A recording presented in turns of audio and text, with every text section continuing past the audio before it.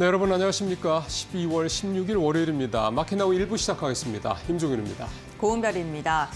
이제 이번 주 전 세계 시장은 금리의 시각이 쏠릴 것 같습니다. 전 세계에서 22개국의 중앙은행에서 금리 결정을 단행할 예정인데요. 네. 이 중에 좀 우리가 주의 깊게 봐야 될 나라, 일본 같은 경우에는 동결이 좀 우세하고요. 그렇죠. 미국은 네. 25bp 인하가 예정되어 있다고 지금 기정사실화되어 있는 상황입니다. 그런데 이제 앞으로 내년에 점도표를 얼마로 결정할지가 그렇죠. 좀 네. 가장 중요한 맞습니다. 포인트가 될 것 같고요. 이게 또 우리가 지금 중요하게 생각하는 환율적인 측면에 어떻게 작용할지도 그렇죠. 함께 좀 집중적으로 확인해 보셔야 될 것 같습니다. 예, 환율 말씀을 하셔서 그렇지만 지금 일단 지난주는까지는 비상계엄 사태 여파로 높게는 근 1,400원 40원대까지 갔었고 보통 1,430원 전후에서 이제 우리 환율이 좀 원달러 환율이 움직이는 모습을 보였는데요.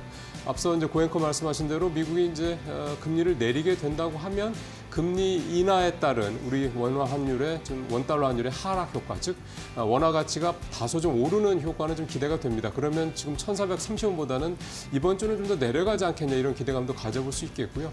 결국 환율이 좀 더 떨어져야, 즉 원화 가치가 올라가야 외국인들의 수급에도 조금 기대를 좀 해볼 수 있지 않을까 이런 생각도 좀 해봅니다. 네, 한 주의 첫 거래일인 월요일입니다. 마켓나우 1부 힘차게 시작해 보겠습니다. 예, 자 모닝 체크로 시작하겠습니다. 자, 노무현 전 대통령, 박근혜 전 대통령, 그다음에 윤석열 현 대통령 이렇게 세 대통령들의 사진이 있습니다. 다 공통점은 탄핵을 어쨌든 국회에서 탄핵이 상정이 돼서 가결이 됐었던 부분이 이제 공통점인데요. 자, 이렇게 벌써 우리는 최근 2020년대 이후에만 20년 사이에 세 번의 대통령 탄핵이라는 이런 어떤 결과를 정치적인 어떤 그런 불확실성을 경험을 해봤습니다.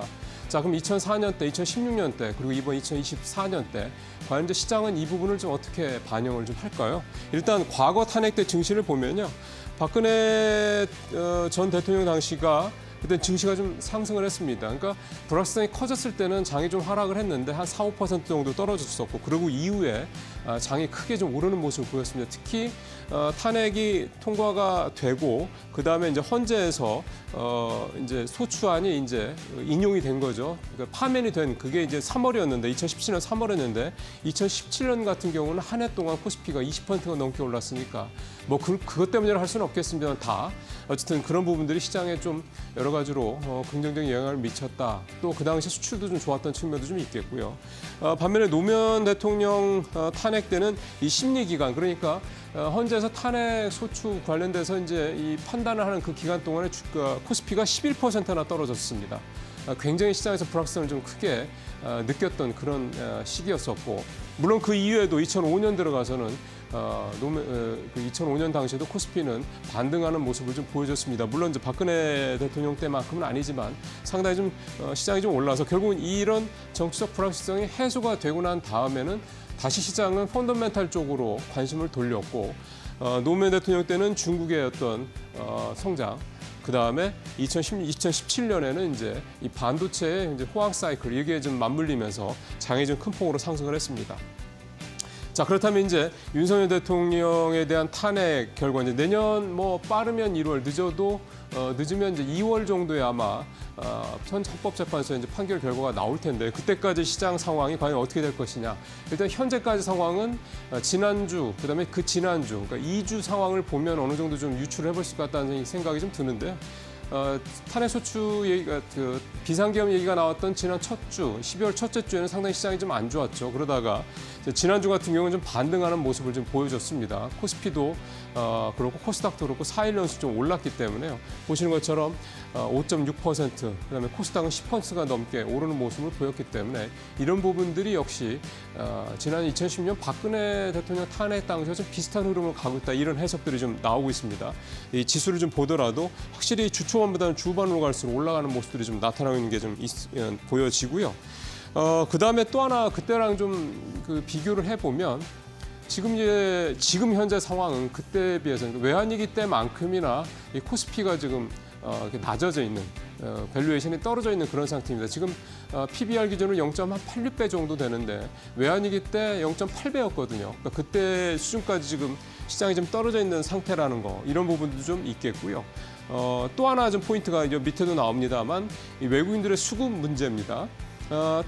박근혜 대통령 당시에 탄핵안 가결 당시 외국인들이 7천억 넘게 매도를 했다가 그 다음에부터는 이제 탄핵안이 가결이 되고 그 다음에 현재 헌법재판소가 이제 인용을 할 때까지 한 석 달 정도 되는 기간 동안은 4조 7천억 거의 5조원에 가까운 순매수 외국인들을 했습니다. 그러니까 결국은 그 당시에 역시 수급, 특히 외국인의 수급이 시장을 끌어올렸던 가장 큰 어떤 동인이었다 이렇게 좀 볼 수가 있는 게요. 그런 부분들이 이번에도 또 나타날 수 있을 것이다 이런 기대감을 좀 가져보겠습니다. 일단 앞서 김영재 이사도 말씀을 하셨던 것처럼 일단 코스닥은 외국인들이 좀 사고 있고 코스피 같은 경우도 순매도 규모가 대폭 줄어들었다는 점에서 봤을 때 이번 주에 FOMC가 금리를 내리고 우리 원달러 환율이 1,400원대 초반, 즉 비상계엄 사태 전 정도 수준까지만 내려준다고 하면 외국인들의 수급에도 조금 더 기대감을 가질 만한 그런 상황이 나올 수 있겠다 이렇게 좀 볼 수가 있겠습니다. 자, 마지막으로요. 이제 가결이 됐기 때문에 이제 향후 이제 일정이 중요합니다. 그래서 이제는 다시 펀더멘탈로 시선을 집중해봐야 할 때다라고 이제 볼 수가 있는 건데요. 이번 주 일정 주요 보시면요, 중요한 되게 지표들이 많습니다. 중국의 11월 소매 판매, 산업 생산도 나오고 내일 FOMC 당장 열리고. 미국의 소매 판매도 11월 달 거 나오고요. 그다음에 18일 날 수요일 날 연준이 이제 기준금리 결정되는 거 나오고요. 그다음에 19일 날에는 일본 중앙은행과 그다음에 영국 영란은행의 기준금리 결정 소식 준비가 좀 돼 있습니다. 동결 얘기가 일단 나오긴 하고요. 그다음에 이제 마지막 날 또 미국의 PC 물가 지수도 좀 나오고 있고요. 결국 이번 주가 상당히 좀 중요한 그런 글로벌 지표들이 많이 예정이 돼 있기 때문에 지난주에 이 탄핵안이 가결된 게 얼마나 다행인지라는 생각을 또 한번 하게 됩니다. 자, 불확실성이 좀 어느 정도 해소된 상황에서 이제 우리 시장은 다시 펀더멘털로 회귀를 하는 그런 모습이고요. 이번 주도 역시 이 외환시장 움직임, 그다음에 외국인 수급 이 두 가지 이슈를 가장 좀 주시를 하면서 지켜보셔야 될 것 같습니다. 모닝체크 마치겠습니다.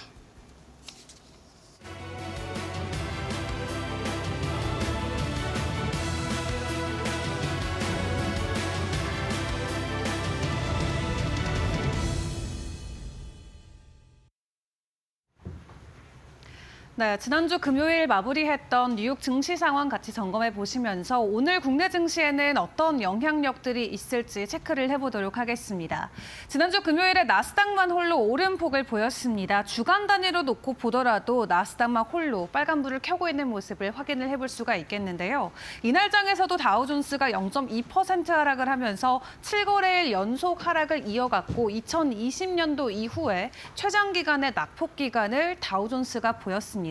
상황이 이렇다 보니까 나스닥 위주로만 수급이 쏠리고 기술주 위주로의 상승이 이어지는 것을 놓고 시장에서는 건정성과 관련된 우려감을 다시 한번 키워내는 모습을 보여주기도 했는데요. 그렇기 때문에 이와 관련해서 주식시장의 전망들이 엇갈리고 있는 모습도 나오고 있는 상황입니다. 한 어드바이저 CEO 같은 경우는 총매제가 있기 전까지는 나스닥의 아웃퍼폼, 한마디로 상승 흐름이 이어질 수 있다라고 이야기하면서 당분간은 소형주와 다우존스 쪽에서의 언더퍼폼이 나올 수 있다라고 시장을 풀이를 했고요. 그리고 파이퍼 샌들러의 한 시장 전략가는 12월 중순으로 접어들었는데 주식시장은 연말 랠리 트렌드 안에서 여전히 강하다라고 이야기를 하면서 올해 S&P의 목표가를 6,100선까지 높여 잡기도 했습니다. 나스닥과 S&P 500 위주로 M7 기술주의 강한 상승이 여전히 시장 안에서는 큰 이슈로 부각이 되고 있는데요. 그 가운데 주요 기술주들 지난주 금요일에도 추가 급등 흐름이 이어지면서 다시 한번 사상 최고치를 돌파한 종목들이 나오기도 했습니다. 다음 장 통해서 크게 두 가지 종목과 이슈 체크를 해보도록 할 텐데 일단 애플 쪽의 소식 먼저 점검을 해보시죠. 올해 들어서 장 후반 연초보다는 연 후반에 더 강한 상승을 보이고 있는 애플인데요. 일단 아직 시간은 조금 남았긴 했습니다만 오는 26년도에 폴더블폰 본격적으로 출시한다라는 외신의 보도들이 나왔습니다. 사실 이미 삼성 같은 경우는 폴더블 폰 출시를 한 지가 오래됐기 때문에 시장에서의 새로운 소재거리는 아니지만 애플이 오랫동안 한 가지 디자인만 고수를 해온 만큼 애플 안에서는 나름의 긍정적인 촉매제가 되어줄 수 있다라는 평가들이 나오고 있고요. 그리고 뿐만 아니라 이제 중국 쪽에서의 내수와 경제 소비에 대한 이 촉진 기대감이 나오고 있는 만큼 워낙 저평가돼 있던 애플 관련주들 당분간은 변동성이 나올 수 있다라는 증권가의 전망들도 많이 나오고 있습니다. 애플 같은 경우도 자상 최고치 랠리를 이어가고 있습니다만 애플 밸류 체인만 놓고 봤을 때 국내에서는 지난주 금요일에 그나마 OLED 관련주들의 변동성이 조금은 나오기도 했는데요. 이번에는 폴더블 폰과 맞물려서 힌지 관련주들까지 함께 움직여줄 수 있을지 체크를 해보시고요. 그리고 테슬라 같은 경우는 지난주 금요일 또 4%나 추가 급등을 하면서 430달러 선까지 주가가 껑충 뛰어 올랐습니다. 그런 가운데 웨드부시에서는 테슬라의 목표가를 다시 한번 상향 조정을 했고요. 515달러 선까지 목표가를 상향 조정했지만 내년에 강세장이 이어진다면 테슬라의 목표가는 650달러도 충분히 가능하다라는 코멘트를 남겼습니다. 그 안에서 가장 강력한 모멘텀으로는 현재 자율주행을 꼽고 있는 상황인데 자율주행 관련주들 지난주 금요일 시간의 거래에서 국내에서도 관련주들의 변동성이 있었던 만큼 주말 사이에 새로운 보고서와 코멘트에 힘을 입어서 추가적인 상승이 나올지도 같이 지켜보시고요. 또 저가형 모델과 관련해서 조금 더 구체적인 소식이 주말 사이 전해지기도 했습니다. 보조금 포함해서 3만 달러 아래에서 테슬라 저가형 모델인 Q를 구매할 수 있을 것이다라는 관측과 함께 내년 상반기에 출시 예정이 되어져 있다라고 외신들의 보도가 나오고 있는 만큼 테슬라 그 안에서도 자율주행 관련 주들 오늘 함께 체크를 해보시죠. 그리고 이번 주에 주요 일정들도 대거 준비가 돼 있죠. 트럼프 정권이 들어서기 전에 마지막 금리 인하이니만큼 이번 주에 진행되는 금리 이 결정과 관련돼서 많은 시장의 참여자들이 주목을 하고 있는데요. 최소 22개국 이상에서 기준금리를 결정하게 되는데 대표적으로 미국의 FOMC를 통해서는 기준금리 인하가 예측이 되고 있고 BOJ 쪽은 동결 쪽에 현재 무게가 쏠리고 있습니다. 이제 정치적인 리스크를 어느 정도 우리가 해소를 했긴 했지만 이번 주에 주요 이 경제 일정들 그리고 글로벌 이 불확실성이 여전히 자리매김을 하고 있는 만큼 우리 국내 증시는 이번 주에 어느 쪽에 초점을 맞출지 이 작은 변수들까지 꼼꼼하게 점검해 보시는 게 중요할 것 같습니다. 일단 오늘의 개장 분위기는 이데일리 TV와 함께 계속해서 챙겨보시죠.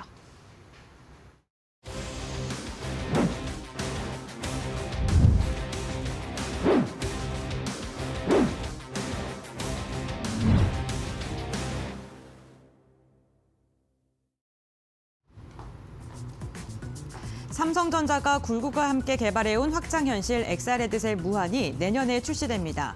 이미 혼합현실 헤드셋을 출시한 애플 메타와의 경쟁이 본격화될 것으로 보이는데요. 무한은 구글 AI 서비스 제미나이를 탑재해 맞춤형 응답을 제공하는 AI 에이전트 역할을 할 것으로 기대됩니다. 그로스 리서치에 따르면 글로벌 VR AR 기기 출하량은 1,000만 대에서 2027년 3,000만 대를 돌파할 것으로 전망되는데요. 무한 출시에 맞는 우리의 전략은 어떻게 될까요? 지금부터 알아보시죠.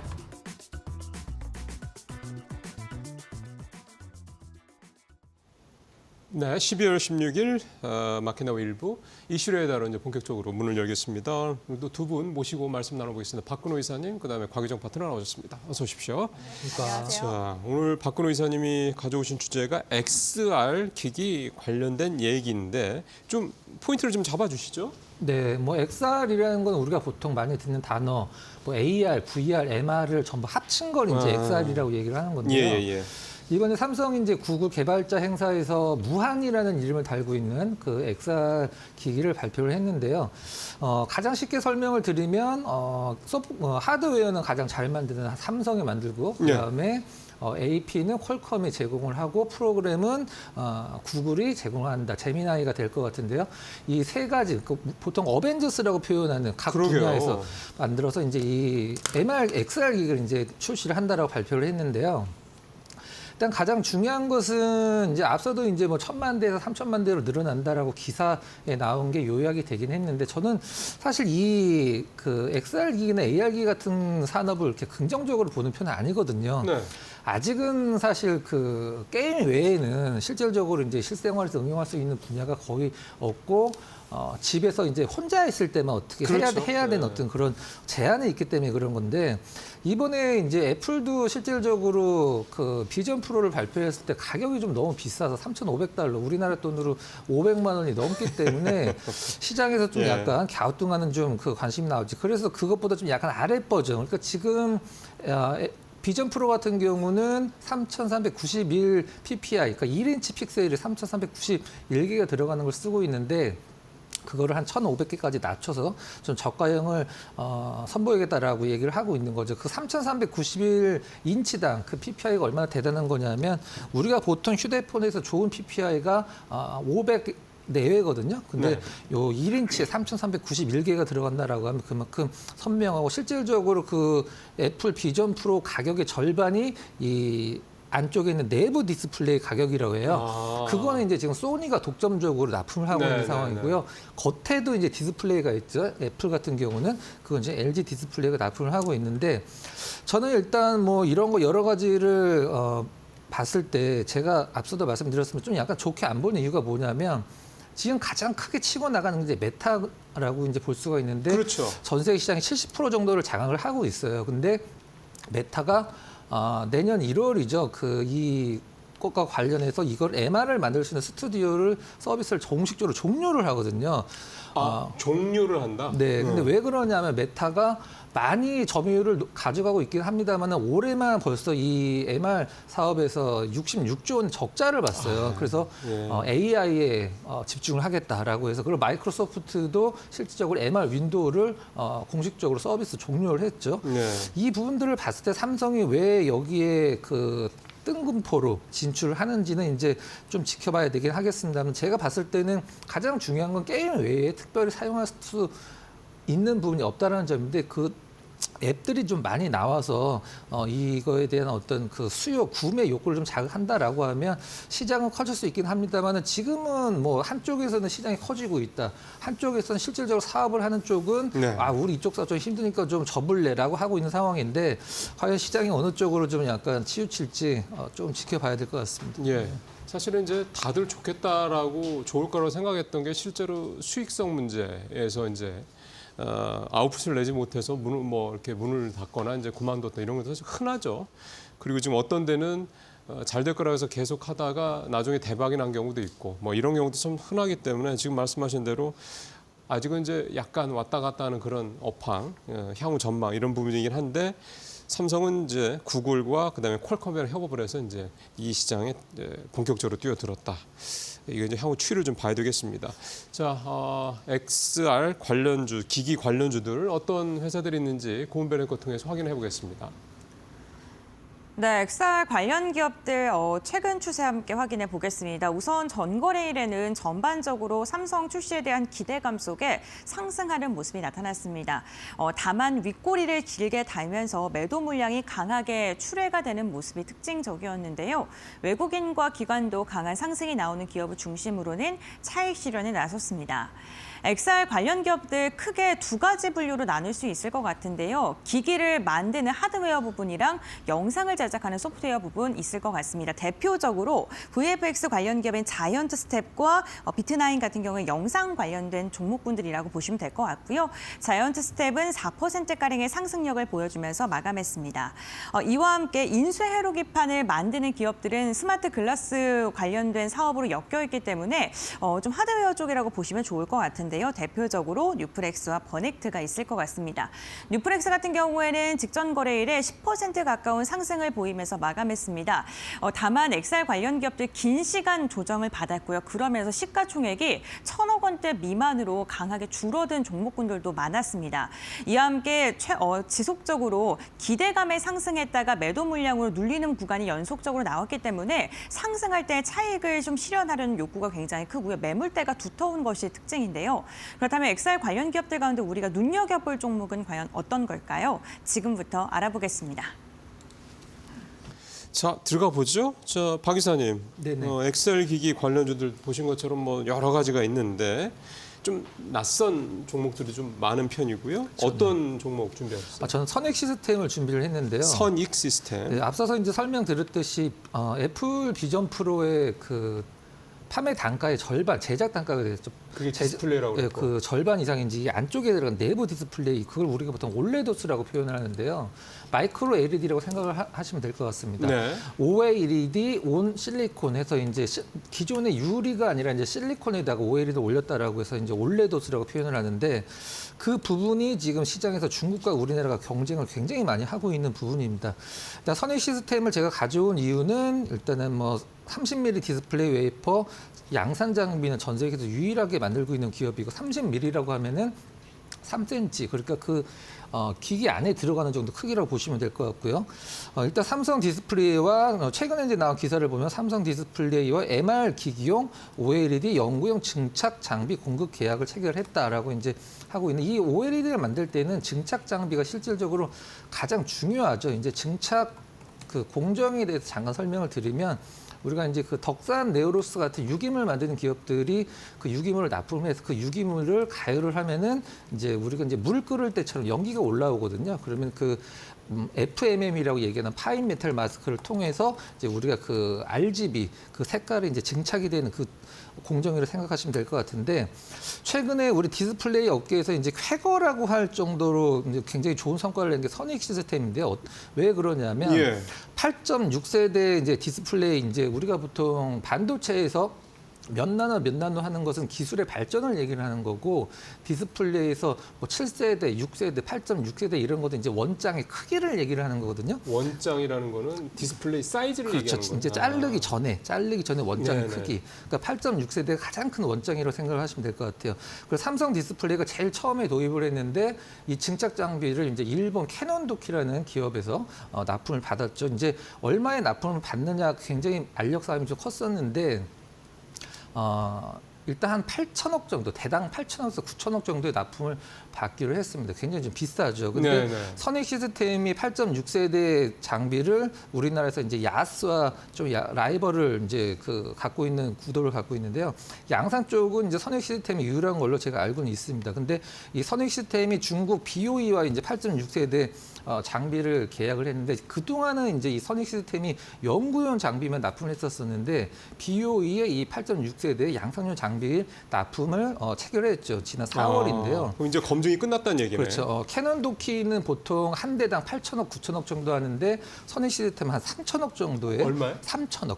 3분의 1 정도 가격이네. 네, 굉장히 좀 싸게 납품을 했죠. 예. 근데 이 BOE가 4대 정도를 발주를 하는 걸로 알려졌는데, 2대 정도는 일단 선익 시스템에 수주를 했고요. 네. 나머지 2대는 아직까지는 이제 뭐 발주를 하지 않은 상황이라, 선익 시스템의 장비가 어느 정도 이제 인정을 받는다라고 하면 나머지 2대를 채워서 4대를 납품을 하게 된다고 보시면 될 것 같아요. 좀 정리를 하면 네. 그동안에 좀 이렇게 뭐 매출이 뭐 몇백억, 그다음에 영업이익은 약간 적자, 이런 기업이 이 BOE의 이 증착 장비를 수주를 하면서 일단 6천억 정도의 매출을 확보를 했고요. 만약에 나머지 2대까지 확보한다라고 하면 조 단위 매출을 내년에 기대를 할 수도 있는 상황인 것 같습니다. 그러게요. 네, 이렇게 정리를 하고 보시면 될 것 같습니다. 한 대 3천억인데 4대면 1조 2천억이고 네, 지금 일단 2대는 확보한 거고. 네, 그렇죠. 2대도 이런 식으로 하면 뭐 해볼 만하고. 야, 뭐 엄청나네요. 장비 한 대가 3천. 그리고 네. 일본 회사 거는 8천억이 넘고. 그렇죠. 네, 굉장히 일본 회사가 거의 이제 독점이었었는데, 이제 선익 시스템의 그 구도를 지금 깨고 있는 상황입니다. 예. 참고하시길 좀 바라겠습니다. 자, 그렇다면 이제 우리 곽유정 파트너는 XR 기기 관련돼서 어떤 종목 준비했어요? 네, 일단 하드웨어 쪽 가지고 오셨기 때문에 저는 이제 콘텐츠 쪽 위주로 보려고 가지고 왔거든요. 어디요? 덱스터라는 시각 특수 효과 예. 전문 콘텐츠 기업을 가지고 VFX 왔습니다. 하고 하는데 그쪽이구나. 아, 네, 예, 맞습니다. 예, 예. 이 시각 특수 효과 같은 경우에는 기존에는 이제 헐리우드가 훨씬 더 이제 기술력이 높아서 우리나라 역시도 수주를 이제 헐리우드에 있는 그런 이제 기업들에게 수주를 우리가 따와서 진행을 했었거든요. 그렇죠. 근데 덱스터 같은 우리 또 국내 기업들의 이런 기술력 자체가 좀 높아지게 되면서 덱스터가 일감의 75% 이상 중국으로부터 또 수주를 받을 정도로 중국에 대한 또 해외 매출 의존도도 굉장히 좀 컸었던 기업이라고 볼 수 있을 것 같습니다.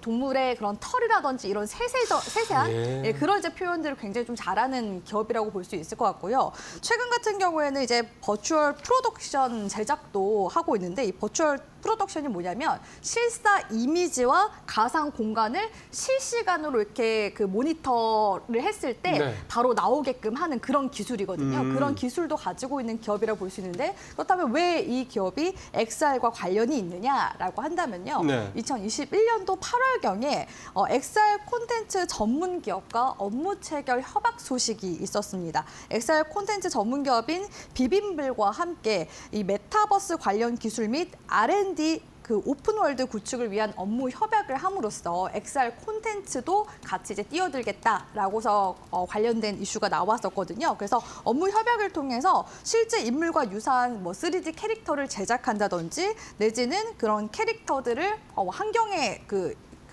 시각 그런 영상 프로젝트에 있어서 좀 최적화 작업이라든지 내지는 플랫폼에서 사용될 온라인 모션 캡처 동기화 및 뭐 여러 가지 또 기술을 공동 개발한다든지 이런 이제 이슈가 있었기 때문에 XR 이제 콘텐츠 쪽으로도 관련성이 있다고 보고 있고요. 사실 이런 이제 중소형 관련 기업들 같은 경우에는 모멘텀이 사실 더 중요한 부분이 있잖아요. 최근에 이제 덱스터가 시장에서 떠오르고 있는 부분이 오징어 게임 2 개봉에 대한 그런 이제 기대감이 같이 들어오게 되면서 주가 상승세가 좀 더 탄력적으로 나타나고 있는 중이라고 볼 수 있을 것 같은데요.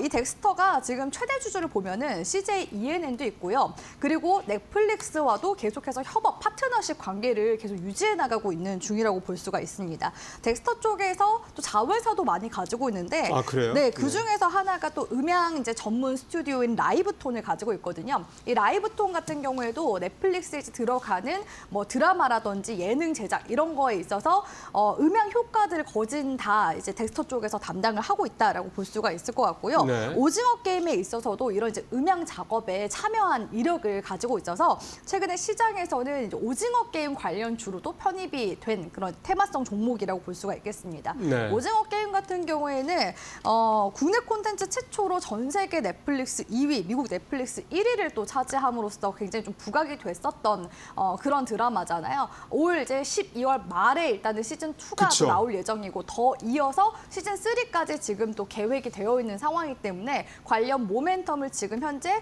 타기 괜찮은 그런 종목이라고 보고 있어서 XR 콘텐츠와 오징어 게임 2 우리 시청자분들이 주목해 보시면서 네. 덱스터 흐름 보셨으면 좋겠고요. 현재 시점에서는 기술적으로 봤을 때 일봉상 지금 현재 전고점 구간대 지난주 기점으로 해서 돌파가 한번 나와준 그러네요. 모습이고요. 예. 월봉상 흐름으로 봤을 때도 현재 구간에서 헤드앤숄더라고 본다면은 최대 12,000원 구간대까지 상단 여력이 있거든요. 단계별로 1차적으로 10,000원 돌파하면 12,000원 구간대까지 매물대 구간을 확장해서 공략해 보시면 좋을 만한 그런 종목이라고 보고 있습니다. 아유, 많이 떨어졌네요.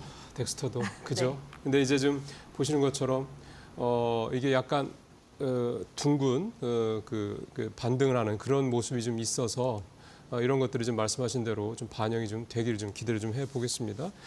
자, 오늘 XR 관련해서 선익 시스템 장비 업체, 그다음에 컨텐츠 쪽에 덱스터 두 군데 알아봤고요. 자, 다음 이슈 넘어가 보겠습니다. 도널드 트럼프 미국 대통령 당선에 따른 환율 금리 급등에 국내 전국 불안까지 겹치면서 기업 공개 시장의 투자 심리도 꽁꽁 얼어붙었습니다. 기업들이 상장 계획을 미루는 것은 물론 상장한 기업들도 공모가를 밑도는 모습이 지속되고 있는데요. 이러한 가운데 오늘 올해 마지막 대어로 불리는 MSC솔루션이 코스피 시장에 입성합니다. 여러 악재로 인해 악화한 시장 상황과 높은 몸값이 부담이었는데 과연 기업 공개 시장 다시 살아날 수 있을까요? 지금부터 알아보시죠.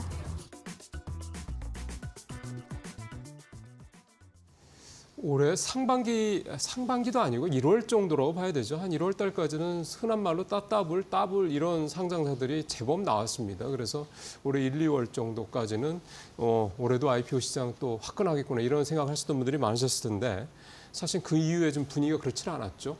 하반기까지도 사실 IPO 주들 그렇게 그다지 좋은 모습을 보이지를 못했던 게 사실입니다.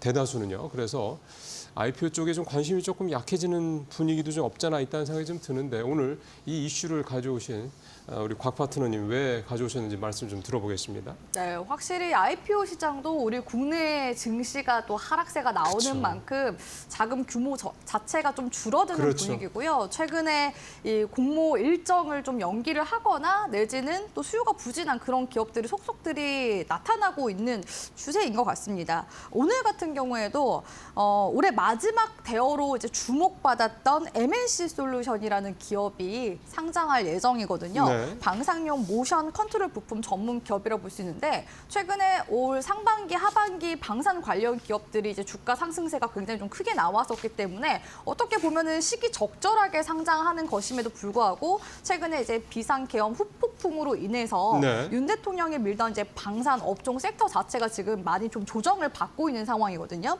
그러다 보니까 이 MNC 솔루션도 공모가가 원래는 이제 희망 범위가 8만 원에서 이제 9만 원대 정도였었는데 훨씬 밑도는 6만 5천 원대로 공모가가 형성이 됐고요.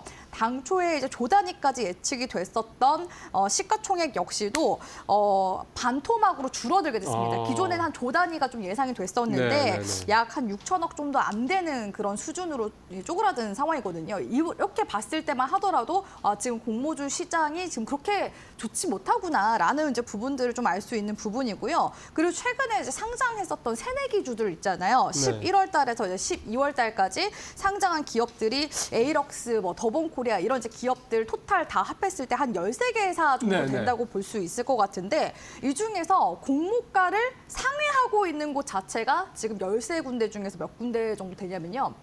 2군데밖에 되지가 않습니다. 그 정도예요? 그 정도로 지금 시장 상황 자체가 좀 좋지 못한 그런 상황이라고 볼 수 있을 것 같고요. 이달 들어서 이렇게 또 IPO 일정을 내년으로 지금 연기한 기업들이 한 5군데 정도 된다고 볼 수가 있을 것 같습니다. 그중에서 이제 반도체 장비 기업 같은 경우에 IST라는 기업이 있거든요. 이 기업 같은 경우는 지금 반도체 시장이나 지금 업종 자체도 지금 주가상으로 막 추세가 돌아가지 못하고 있는 그런 상황이다 보니까 최근에 상장 철회 신고서를 제출을 했다고 하더라고요. 예. 그래서 철회 사유가 무엇인고 하고서 보니까 국내 증시도 지금 너무나 불안정하기도 하고 또 공모시장 위축 장기화로 인해서 기업 가치를 제대로 평가받지 못할 것 같다라는 그런 이제 이유로 그렇죠. 상장 네. 철회 신고서를 이제 제출을 했다라고 볼 수 있을 것 같고요. 그 외에도 삼양 NC캠 아스테라시스, 데이원 컴퍼니, 모티브 링크 이런 이제 기업들 모두 다 원래 이달 진행 예정이었지만 내년으로 지금 연기를 한 그런 상황이라고 볼 수 있을 것 네. 같습니다. 그래서 이렇게 공모 일정을 잇따라 연기하는 기업들이 지금 늘고 있다라는 점 IPO 시장이 지금 많이 얼어붙었구나라는 그렇죠. 부분을 볼 수 있고요. 네.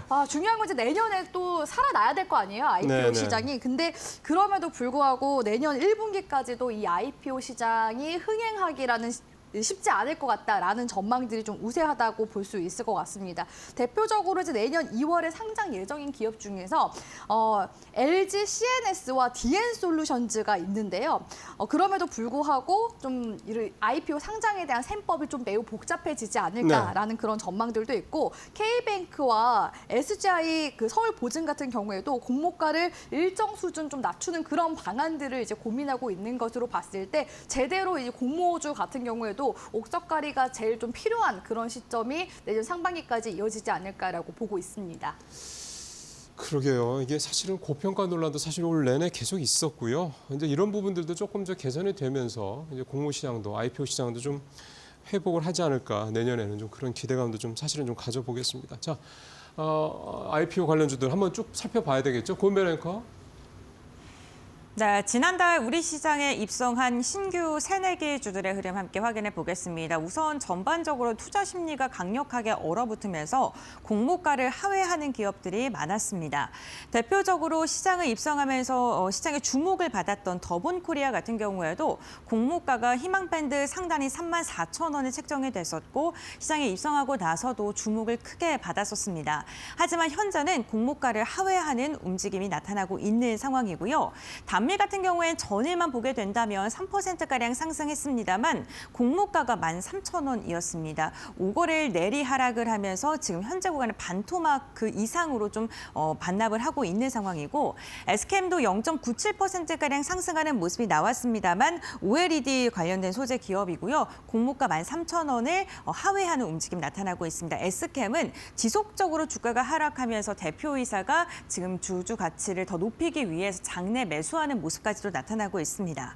위치 같은 경우에는 공모가를 상회하는 종목입니다. 삼성전기 무선충전 사업부와 관련된 기업이고요. 이 종목 같은 경우 6,000원대 부근이었던 공모가를 2배가량 웃도는 모습이 나타났습니다. 상장하고 나서도 상장 당일에 삼성전자보다 더 많이 거래된다라는 그러한 소식까지도 전해졌던 기업인데요. 전일에는 7%가량 매도 물량이 쏟아지면서 주가가 조정이 나왔습니다. 다만 전반적으로 새내기줄 자체가 지금 지속적으로 하락 추세를 그리고 있고 공모가를 밑도는 기업들이 굉장히 많습니다. 그렇다면 우리는 어떠한 종목을 눈여겨봐야 될까요? 지금부터 알아보시죠.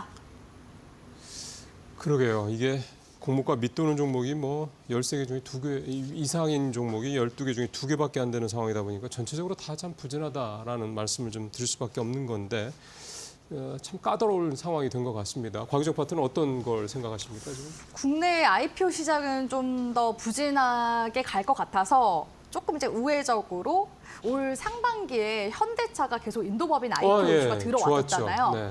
그래서 이제 LG전자도 현대차 이어서 지금 인도법인을 인도 시장에 지금 IPO 추진 중에 있거든요. 똑같이? 네, 그래서 LG전자를 가지고 왔고요. 네. LG전자 쪽에서 이제 인도를 전략적 이제 요충지로 삼겠다라고서 이제 밝혔는데 인도 시장 같은 경우에는 아무래도 인구 자체가 엄청난 그럼요. 곳이잖아요. 네. 세계 1위라고 이제 볼 수 있는 곳이라고 볼 수 있는데 최대 이렇게 인구 대국인 인도가 가전제품 보급률이 여전히 낮다고 합니다.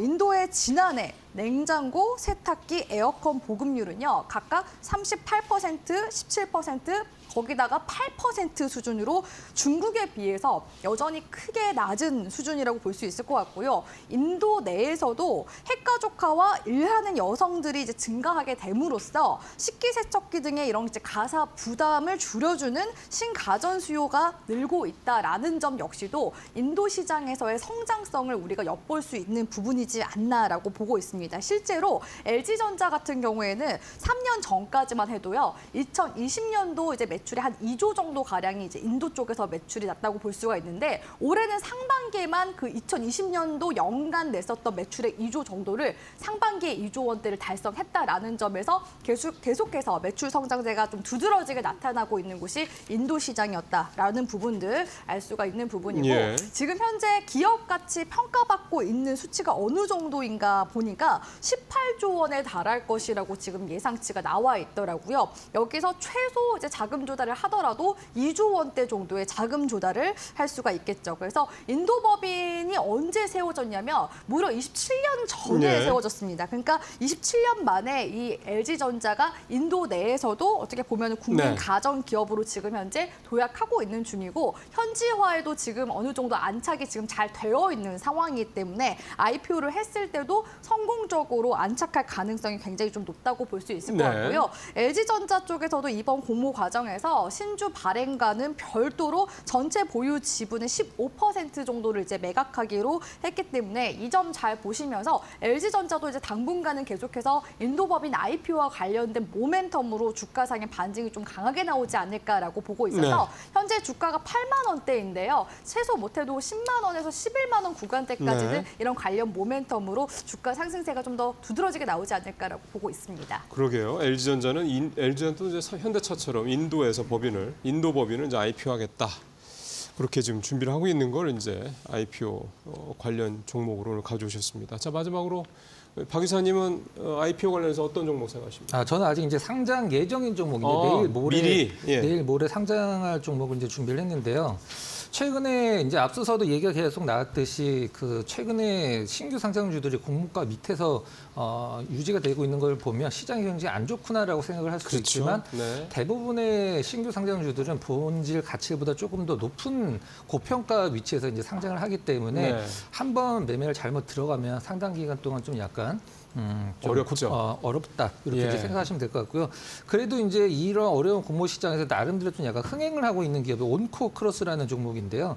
기업인데요. 한 1,300대 1 정도의 어떤 경쟁률을 기록을 하고 있고요. 예상 희망 공모가는 한 11,000원 전후였었는데 7,300원 정도로 공모가가 정해져서 시가총액은 한 1,500억 정도 이하에서 좀 약간 시작을 좀 할 것 같습니다. 일단 공모가가 더 좀 내려간 거네요. 네네. 어떤 일을 하는 기업이냐면 분위기는 나쁘진 않은데 루닛이나 뷰노처럼 의료 AI 관련 기업이라고 보시면 될 것 같은데요. 예. 이름은 이제 랩터 AI라고 해서 임상 단계에 있는 약물을 분석을 하고 또 약물들이 이제 특허가 만료가 되면 바이오시밀러 기업들의 먹이가 되잖아요. 그렇죠. 그 특허 연장과 관련된 전략을 제시하는 어떤 그런 일도 하고 있다라고 합니다. 일단 21년도 한 3년 전에 상장을 추진했다가 그때 좀 약간 상장에 좀 문제가 있어서 반려가 됐고 올해 다시 상장을 추진해서 내일 모레 수요일 날 상장이 된다라는 점 염두에 두시고 매매 참고를 하시면 될 것 같습니다. 예. 온코크로스 아직 상장 안 된 종목입니다. 18일 날 상장할 예정인데 의료 AI 쪽이라는 거고 대웅제약, 동화약품 등등등 그다음에 해외 제약사들과도 계약을 체결한 회사고, 네, 요즘 어쨌든 의료 AI 관련주들이 관심이 좀 많기 때문에 이번에 18일 날 상장을 하면 좀 잘 눈여겨 보실 필요가 있을 것 같습니다. 네, 박근호 이사 그다음에 곽유정 파트너와 오늘 두 가지 내용 살펴봤습니다. 말씀 잘 들었습니다.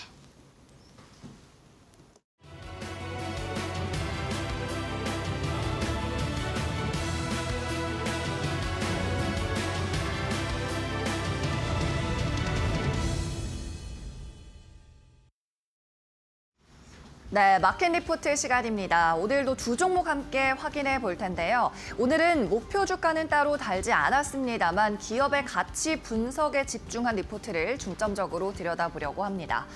먼저 한국투자증권에서 발간한 리포트, 종목은 셀트리온 제약이고요. 제목에는 셀트리온의 비전 2030에 관해서 달았습니다. 2030년까지 매출 기준으로 현재 20위권에 안착해 있는 이 순위를 매출 5위권까지 끌어올려서 국내 탑5 제약사로 도약하겠다는 내용이었죠. 구체적인 전략으로는 PFS를 통해서 글로벌 CMO 시장에 진출한다. 즉 위탁 생산 시장에 진출한다는 것. 그리고 신약 개발도 지금 하고 있기 때문에 기술 수출에 대한 전략도 제시를 했고요. 제품 파이프라인을 확대할 거라는 전략도 포함이 됐습니다. 지금까지는 셀트리온과의 합병 이슈로 인한 기대감으로 주가가 움직였다면 이제부터는 이렇게 독자적인 성장 전략을 실현해 주가 상승을 기대해 봄직합니다. 이어서 다음 장에서 더 자세히 살펴보겠습니다. 셀트리온 제약은 PFS 생산의 캐파를 3배로 확대한다고 밝혔습니다. 현재는 1개 라인이 FDA 승인을 받고 가동되고 있는데 이를 2028년까지 2개 라인 증설을 한다는 내용이고요.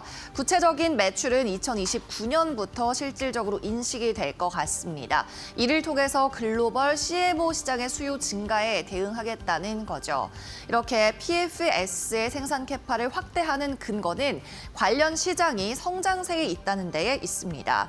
이 글로벌 PFS 시장은 2030년까지 163억 달러까지 성장할 걸로 전망되는데 이는 지난해 기준의 2배에 달하는 상황입니다.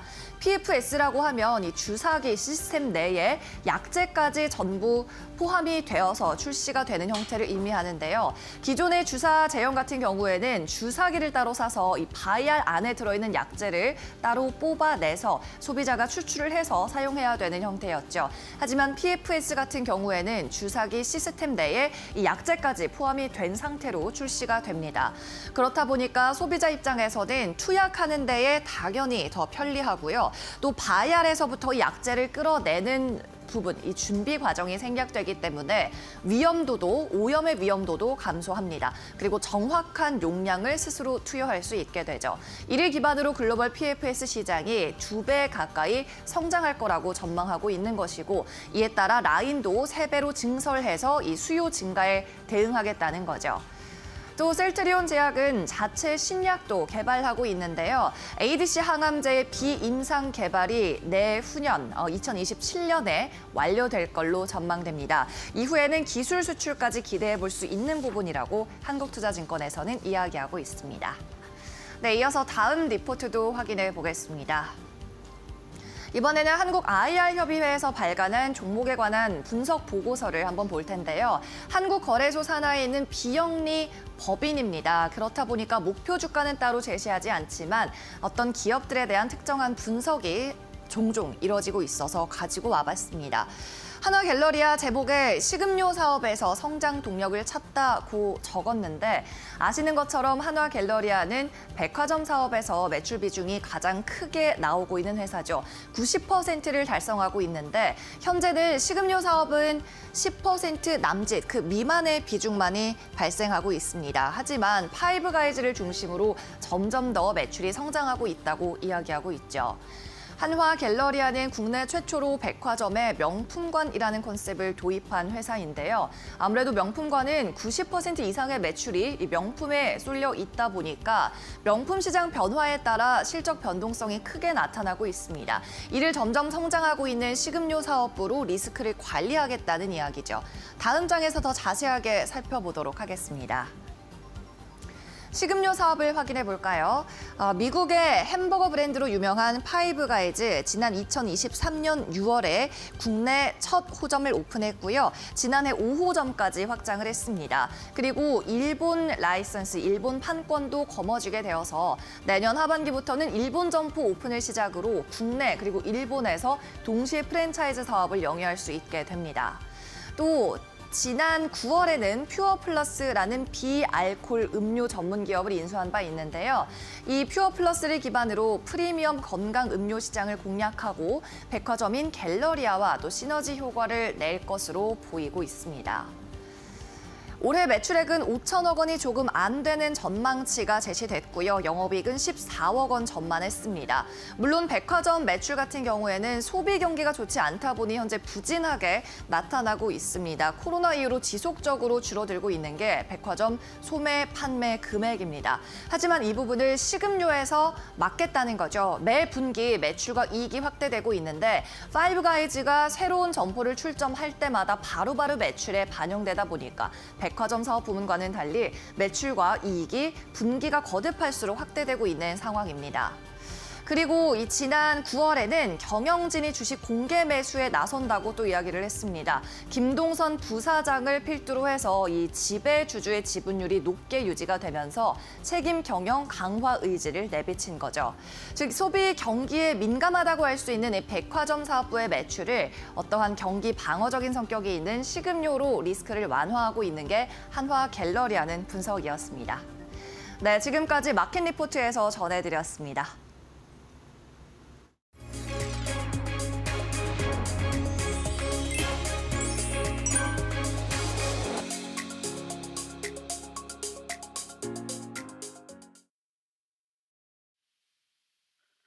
네, 안녕하세요. 반갑습니다. SK증권 소영원 차장입니다. 자, 오늘 우리나라 시장에 대해서 좀 분석을 해보면 주말 사이에 정치적 리스크에 대한 부분들이 어느 정도는 좀 완화됐다라고 좀 예상을 하면서 상승 출발을 좀 준비하고 있는 상황입니다.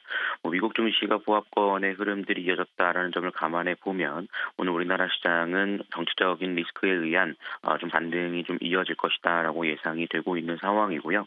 다만 현재 외국인의 수급들이 아직까지는 강하게 들어오지 않고 있는 상황이기 때문에 현재 구간에서 큰 반등이 이어질지에 대한 여부들은 장중에 외국인의 수급들을 좀 체크를 해나가 보시면서 전략을 세워나가 보셔야 되지 않을까라고 생각을 하고 있습니다. 그래서 이러한 이슈들은 지속될 가능성이 높다라는 점에서 지속적인 체크가 필요하다라고 말씀을 드릴 수 있겠고요. 매크로적인 이슈를 살펴본다라면 이번 주는 미국에서의 12월 FOMC 회의가 예상 진행이 됩니다. 지금 현재 구간에서 금리를 한 단계 인하할 것이다라는 것이 페드워치를 통해서 90% 이상 확률로 점쳐지고 있는 상황이라고 판단이 되고 있고요. 시장 금리가 좀 내려감으로써 위험자산에 대한 선호 현상들이 좀 이루어질 것으로 예상이 됩니다. 이러한 점들이 우리나라 시장에 직접적인 반영이 이루어지기 위해서는 원달러 환율이 원화 강세로 좀 되는 모습들이 좀 이어질지에 대한 여부들을 살펴볼 필요가 있다라고 말씀을 좀 드릴 수 있겠고요.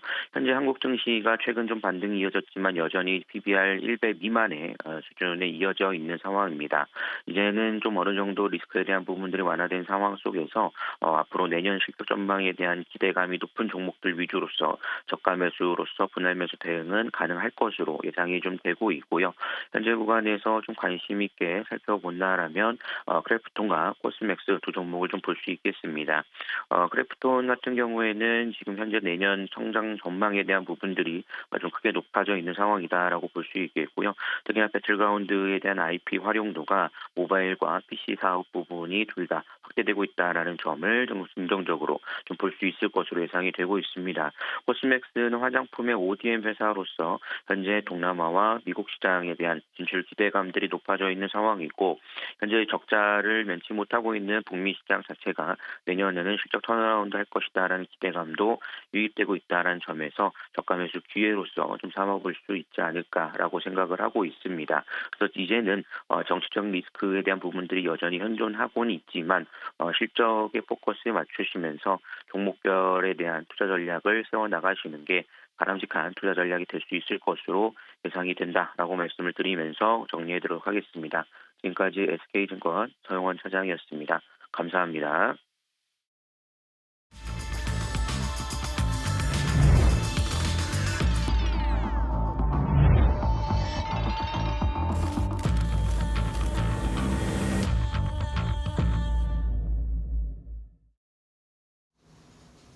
네, 8시 51분 지나고 있습니다. 마켓나 스탠바이 바로 들어가도록 하겠습니다. 자, 오늘도 김민수 대표, 신일섭위원, 고은배 랭크와 함께하겠습니다. 두 분 어서 오십시오. 자, 일단 바로 김민수 대표님한테 탑3부터 여쭤보겠습니다. 어떤 것들 좀 오늘 준비하셨습니까? 네, 일단 주말 사이에 정치 리스크가 조금 완화되다 보니까 그런 모습들 쪽에서 시장이 계속 강세로 상승을 할까라는 쪽에 대해서 한번 좀 체크를 해봐야 될 것 같고요. 물론 CDS 프리미엄 안정됐고 그밖에 걱정됐던 부분들이 사라졌다라는 쪽에서 시장의 또 기대감은 높아질 수는 있겠지만 이렇게 되면은 또 단기적으로 세론이 나올 수도 있겠다라는 쪽들. 그러니까 즉 너무 지수가 강하게 움직였었을 때 그에 따른 또 반발도 시장에서 나올 수 있겠다라는 쪽으로 봤었을 때 아마 환율 관련된 쪽의 흐름들 계속 체크해야 될 것 같습니다. 1,430원대 이상에서 아직 제대로 내려오지 않는다고 하게 되면 달러 추이와 함께 나오는 여러 가지 변화도 같이 고민을 좀 해봐야 될 부분이기 때문에 지금 시장은 지수는 그냥 안정권에 대해서 무게를 두고 오히려 종목이나 섹터 쪽에서 강화되는 모습들이 나오지 않을까라는 쪽에 포인트를 맞추게 되면 일단 시장의 차별화가 될 수 있다는 점들 생각하시면서 섹터와 종목을 보자 이렇게 말씀드리고요. 두 번째는 정책 테마주입니다. 지금 시장에서는 일단 테마주가 한번 정치 테마주라고 했었을 때 인물 중심으로 돌아가는 정치 테마주가 거의 강하게 들어왔었는데 솔직히 실체가 없다란 쪽에서 매매가 좀 힘들었다라고 하게 되면 오히려 정책 테마주는 그보다는 직접적으로 돈이 들어가기 때문에 그리고 또 그에 따른 관심이 높아지기 때문에 관련된 쪽의 흐름들은 좀 강하게 그래도 또 추세가 이어갈 가능성에 무게를 둬야 될 것 같고요. 그런 쪽에서 일자리 관련된 쪽이나 또 특히 저출산 관련된 쪽, 또 지역 화폐 관련된 쪽들과 그리고 또 AI 쪽을 또 어느 정도 계속 또 자금을 지원하겠다라는 쪽과 함께 AI에 따른 전력 부족과 관련된 전력기기 이렇게 야당 대표가 언급했기 때문에 그와 관련된 쪽에 대한 흐름들 계속 또 체크해 보시는 게 좋겠다라고 바라보고 있고요. 마지막으로 지금 트럼프 에너지 정책과 관련된 쪽에서 계속 관심이 높아질 수밖에 없는 시점입니다. 조만간 또 이제 여러 가지 정책적인 부분들이 가시화될 걸로 보여지고 있고요. 그런 쪽에서 이제 미국의 에너지 인디펜던스를 떠나서 에너지 도미니언스라고 표현할 정도로 이제 강력한 어떤 정책들이 나온다라고 하게 되면 국내 쪽에서는 솔직히 가장 좋은 거는 미국의 업스트림 관련된 에너지 쪽들 챙겨보는 게 제일 좋겠다라고 보고 있지만 국내 쪽으로는 일단 조선이나 조선 기자재 피팅 밸브 그리고 또 LNG가 활용되는 복합 화력 발전 쪽은 최근에 많이 좀 밀렸습니다. 그런 쪽들도 관심을 갖기 시작하면서 에너지 정책 관련주도 같이 좀 눈여겨보자 이렇게 말씀드리겠습니다. 네, 알겠습니다. 김민수 대표는 정치적 리스크가 해소 국면에 접어들면서 정책 관련된 기업들 눈여겨보자라고 이야기해 주셨고요. 그렇다면 신 의원님께서는 오늘 장탑3 어떻게 선정하셨을까요? 네, 카카오 게임즈가 급등세를 보이고 있습니다. 카카오 그룹주가 전반적으로 회복세를 보이고 있는데요. 카카오, 카카오페이, 카카오 게임즈 다 동일한 반등세를 보이고 있는 가운데 카카오 게임즈도 같이 동참을 하고 있습니다. 한때 KK 군단으로 불리면서 크래프톤과 카카오 게임즈의 그 3N의 추격, 3N을 향한 추격 이런 것들이 우리나라 게임주 시장을 씬을 떠받치고 있었는데 크래프톤을 빼고 다 무너졌습니다. 네, 카카오 게임즈랑 포함해서 KK 군단의 어떤 위력도 무너졌었고요. 그래서 지금은 이제 KK 군단은 옛말이 되어버렸고 다시 한번 그 KK 군단을 만들기 위해서 카카오 게임즈가 엄청난 분발을 해야 될 텐데 아직 그 갈 길은 멀지만 일단은 지금 카카오 그룹이 이 전 정권에서 굉장히 아직은 이번 정권이죠. 이번 정권에서 굉장히 약간 좀 국정조사에도 불려 나가고 이런 부분 때문에 이제 반사적으로 그렇죠. 대한고래 수혜주라던가 원자력 관련주는 지고 카카오그룹주는 뜨는 이런 전반적인 현상이 벌어지고 있습니다. 그리고 카카오 게임즈 자체적으로도 패스 오브 엑자일 2 이게 미리 게임하기 이 부분에서 일단 반응이 좋으면서 급등세에 조금 더 힘을 더했다. 이 카카오 게임즈 말고도 다른 게임주도 동반 강세를 보이는 그 경향성도 있었습니다. 그다음 조선기자재 대폭등입니다. HD 현대 조선그룹주를 동반해서 성황매드 같은 조선기자재주까지 결국 다 폭등을 하여 52주 신고가를 전부 다 연일 갔습니다. 지금 굉장히 지금 중요한 시점이고요. 누누이 말했지만 시클리컬 업종의 대전환의 초기에 있는 조선업종 정말 눈여겨봐야 됩니다. 세 번째는 키즈 테마주 강세입니다. 아까 전에 말씀하셨다시피 저는 삼성출판사, 캐리소프트, 손오공 이런 것들이 강세를 보였는데 물론 평상시에 거래량이 상당히 없고 재무제표도 상당히 엉망입니다. 네. 근데 역시 뭐 키즈 테마주로 인해서 이것 또한 대선 테마주의 어떤 가지죠. 그러니까 여러분들이 그 대선 테마주의 가지란 거를 명심하면서 우리가 생각하는 트럼프 정책주 이런 것처럼 앨런 머스크 뭐 이런 것처럼 그런 강한 움직임은 없을 거라는 것을 명심해야 될 것 같습니다. 네. 카카오그룹 지난주 카카오 관련주들 카카오 게임이 제일 많이 오르긴 했고요. 어쨌든 카카오 그룹주들이 최근에 전반적인 모습 보이고 있다는 말씀. 조선 기자재주 여전히 좋고 키즈 테마주는 약간 정치 테마주 성격이 좀 있다라는 부분 감안하셔야 된다. 이렇게 말씀해 주셨습니다. 자, 57분 살짝 넘었습니다. 동시효과 상황 고은배를 통해서 확인해 보겠습니다. 네, 12월 16일 월요일장 국내 증시 예상 체결 지수 확인해 보겠습니다. 주말 사이 뉴욕 증시는 FOMC 회의를 앞두고 경계감이 나오면서 혼조세로 마감을 했습니다. 다만 브로드컴이 20% 이상 급등하면서 필라델피아 반도체 지수는 강한 상승을 보이며 마감했는데요. 오늘 국내 증시 월요일장 같은 경우에는 정치적 리스크가 일부 완화되는 가운데 양시장 일제히 상승 출발을 준비 중에 있습니다. 먼저 유가증권 시장 0.7%가량 상승하면서 2,510선을 넘어설 것으로 보이고요. 코스닥은 1% 이상 상승하면서 오늘 700선을 터치할 것으로 지금 기대가 되고 있습니다. 그렇다면 시가총액 상위 종목군들은 어떻게 출발을 준비 중에 있을까요? 유가증권 시장 1위부터 5위입니다. 오늘 삼성전자, SK하이닉스 일제히 상승 출발을 준비 중에 있습니다. 주말 사이 엔비디아가 강한 하락이 나왔음에도 불구하고 오늘 SK하이닉스는 0.85%가량 상승으로 출발을 준비 중에 있고요. 삼성바이오로직스 1% 이상 상승 출발 준비 중에 있습니다. 이번 미국 FOMC 회의에서 25bp 금리 인하가 사실 기정사실화되어 있다라는 전망이 많습니다. 그렇게 금리 인하가 된다면 바이오주들 다시금 좀 눈여겨볼 만한데요. 삼성바이오로직스 역시나 반응하고 있고요. 현대차 0.47% 상승으로 출발을 준비 중에 있습니다. LG에너지솔루션 오늘 보합권으로 지금 출발을 대기 중에 있고요. 다음 장 함께 보겠습니다.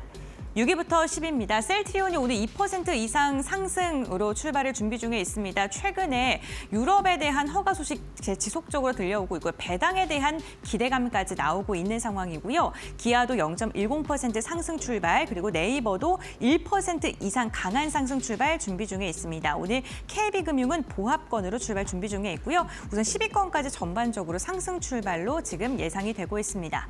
다음은 코스닥 시가총액 상위 종목입니다. 1위부터 5위입니다. 1위부터 5위 일제히 상승 출발 준비 중에 있고요. 알테오젠이 일본에서 계약 마일스톤 수령에 대한 이야기가 나온 후에 지속적으로 긍정적인 움직임 가져가고 있죠. 오늘도 2% 이상 상승 출발 준비 중에 있고요. 에코프로 그룹주들 0.5에서 0.7% 오름세, HAB도 0.8%, 리가캔바이오도 1.7%가량 상승 출발 준비 중에 있습니다. 다음 장 함께 보겠습니다. 6위부터 10위입니다. 클래시스 1% 이상 상승 출발, 오늘 엔터주도 괜찮고요. 반도체 소부장의 리노공업도 1.3%가량 상승 출발 준비 중에 있습니다. 전반적으로 유가증권 시장과 코스닥 모두 다 시총 상위 종목들 상승 출발 예상됩니다. 국내 증시 출발합니다.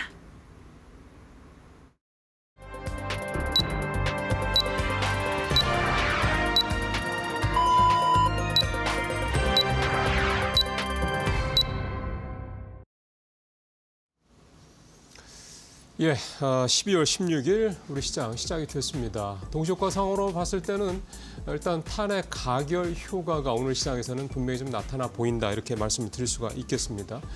코스피도 그렇고 코스닥이 특히 더 1%가 넘는 그런 동시효과 상황으로 상승 시작을 할 거다 이렇게 좀 얘기가 좀 전망이 좀 나온 건데요. 지금 아직 지수 이제 떴네요. 예, 코스닥 0.8%, 코스피 0.67% 이렇게 상승한 채 일단 시작을 좀 했습니다. 아무래도 이제 이 탄핵 가결 효과, 이 불확실성 해소라는 명확한 어떤 그런 시그널을 시장에 좀 준 거기 때문에 이런 부분들이 이제 오늘 시장에서 일단 이렇게 긍정적인 모습으로 작용을 하고 있다 보겠고, 코스닥도 지금 방금 1%가 좀 넘게 상승률이 좀 올라가는 모습입니다. 자, 개장 출발 상황 고민뱅크 통해서 좀 더 자세하게 좀 살펴보겠습니다. 네, 12월 16일 월요일장 국내 증시 출발을 했습니다. 오늘 우리 시장, 양 시장 모두 다 상승으로 출발을 알렸는데요. 지금 정치적인 불확실성 리스크가 해소되는 국면에 접어들었다라는 그런 긍정적인 전망이 나오면서 시장에는 오늘 수급이 이어지고 있는 상황입니다. 원달러 환율 역시나 오늘 2원가량 내린 채 출발을 한 상황이고요. 유가증권 시장 0.75%가량 상승하면서 2,513선, 코스닥은 0.96%가량 오르면서 700선을 돌파하는 움직임이 나타나고 있습니다. 특히나 비트코인이 또 사상 최고치를 경신하는데 오늘 공격적인 자산에 대한 투자 심리도 우호적으로 흘러가고 있습니다. 그럼 시가총액 상위 종목군들은 어떻게 출발했을까요? 우선 1위부터 5위 함께 확인해 보면요. SK하이닉스가 오늘 1% 이상의 강한 상승으로 출발을 했고요. 삼성전자는 보합권에서 출발을 했습니다. SK하이닉스가 HBM을 생산을 하는데 많은 인력이 투입되기 때문에 지금 청주 공장으로 지금 인력들을 계속해서 배치하고 있다는 소식이 전해지고 있습니다. HBM이 많이 팔리게 된다면 역시나 고부가가치 산업이기 때문에 실적에 대한 기대감 나올 수밖에 없고요. SK하이닉스 오늘 주가가 반응하고 있는 모습입니다. LG에너지솔루션 보합권에서 출발을 했습니다. 사실 테슬라가 사상 최고치를 연일 경신하고 있는데 공급사로 꼽히는 LG에너지솔루션의 주가는 좀 지지부진한 움직임이 나타나고 있죠. 사실 테슬라에 공급하는 그 부품 자체, 배터리 자체가 유럽향이 많기 때문에 실적에 큰 영향은 없을 것이다라는 그러한 이야기도 나오고 있으니까요. 이 부분 함께 참고해 보시면 좋을 것 같습니다. 삼성 바이오로 동시호가 상승 속에서 1% 이상의 강세가 예상됐었는데 정규장에서는 0.3%가량 상승으로 출발이고요. 현대차 같은 경우는 보합권에서 등락을 거듭하고 있습니다. 6위부터 10위 함께 보겠습니다. 네, 오늘 셀트리온이 1.6%가량의 강한 상승으로 출발을 알렸습니다. 유럽의 바이오시밀러 내종에 대한 허가가 나왔다라는 소식이 전해지면서 투자 심리가 굉장히 우호적으로 지금 나오고 있습니다. 현물 배당은 물론이고요. 그리고 지금 0.01주를 배정하겠다라는 이야기까지 나오면서 셀트리온 투자 심리가 굉장히 긍정적으로 흘러가고 있고요. 기아 같은 경우에는 하락으로 출발했고 KB금융이 오늘 또 다시 반등 시도하고 있습니다. 동시호가 상황 속에서는 보합권 출발이었는데 현재 0.94%가량 상승 출발이 지금 집계되고 있고요. 네이버의 흐름 굉장히 좋습니다. 오늘도 1% 이상 상승으로 출발을 했습니다. 다음은 11위부터 15위 함께 보겠습니다. 네, 고려아연이 0.82% 오랜만에 반등 시도합니다. 240만 원 터치 후에 지속적으로 하락 추세를 그려갔었는데 오늘은 1% 이상의 시도를 하고 있고요. MBK에 대해서 비밀 협약 유지에 대한 위반에 대해서 금감원에 좀 정정 신고를 좀 제출했다라는 소식이 전해지면서 아직도 지금 격렬한 지금 싸움이 진행되고 있다라는 그러한 기사가 나오고 있는 상황이고요. 신한지주도 0.91%가량 상승으로 출발했고 포스코홀딩스도 0.9%가량 오름세, HD 현대중공업은 오늘 2% 이상 빠지고 있는데요. 국내 조선사들의 수주 양 자체가 8년 만에 최저치를 기록했다라는 소식이 전해지면서 오늘 조선사들의 흐름은 그다지 좋지 않은 것으로 보입니다. 다음 장 함께 확인해 보겠습니다. 네, 삼성물산 오늘 0.1% 상승 출발. 카카오는 네이버와 다르게 오늘 하락으로 출발을 했고요. 삼성생명 1.3%가량 상승하면서 오늘 보험주들 괜찮고 메리츠 금융지주도 오늘 오름세로 출발하며 증권사 시총 상위권 종목들 모두 다 상승으로 출발을 한 모습입니다. LG화학은 0.93%가량 오름세로 출발하고 있습니다. 중국의 경기 부양책에 대한 기대감이 주가를 계속해서 끌어올리고 있는 모습입니다. 다음은 코스닥 시가총액 상위 종목도 함께 확인해 보시죠. 오늘 1위부터 5위 권 보게 된다면 HLB가 하락으로 출발했고요. 네 종목은 일제히 상승으로 출발했습니다. 알테오젠은 1% 이상의 강한 상승, 에코프로 그룹주들 전반적으로 오름세로 출발했고요. 리가켄 바이오는 오늘 상승으로 출발했지만 지금 보합권에서 눈치를 보고 있는 모습입니다. 다음 장 함께 확인해 보겠습니다. 6위부터 10위입니다. 네, 휴재는 오늘 하락으로 출발했고요. 오늘 의료 미용기기 관련 기업들 다소 엇갈린 모습입니다. 클래시스가 3% 이상의 강한 상승 나오고 있고 5일 차트를 보게 되더라도 최근 추세 굉장히 좋습니다. 꾸준하게 우상향을 그리고 있고요. 엔캠 같은 경우 2차 전지 전해 관련 기업이죠. 오늘 0.8% 하락으로 출발, 파마 리서치가 5% 이상 상승으로 출발하면서 미용 관련된 테마 안에서도 움직임이 굉장히 다르다는 점 체크해 보셔야 될 것 같고요. 리노공업이 오늘 0.35%가량 오름세로 출발을 했습니다. 다음 장 함께 보겠습니다. 네, 지금 펩트론이 오늘 4% 이상 상승하면서 비만 치료제 관련 기업들 오늘도 지난주에 이어서 시세를 이어가고 있다는 점 확인해 보셔야 될 것 같고요. 제약페인터가 오늘 한 걸음 쉬어갑니다. 그리고 셀트리온 제약 같은 경우는 셀트리온과 함께 연동돼서 오늘도 흐름 괜찮은 모습이고요. 신성 델타테크 1% 이상 상승으로 출발했습니다. 다음 장 보겠습니다. 16위부터 20위입니다. 네, 삼천당제약이 2% 이상 상승으로 출발했고 오늘 루닛이 2% 이상의 강한 상승, HP, SP도 0.56% 그리고 SM은 0.25%가량 상승으로 출발했고요. 펄어비스 붉은 사망에 대한 실망감이 지금 출시에 대한 지연 소식이 전해지고 있는데 오늘 그 실망 매물이 지속적으로 나오면서 2% 이상 빠지고 있습니다.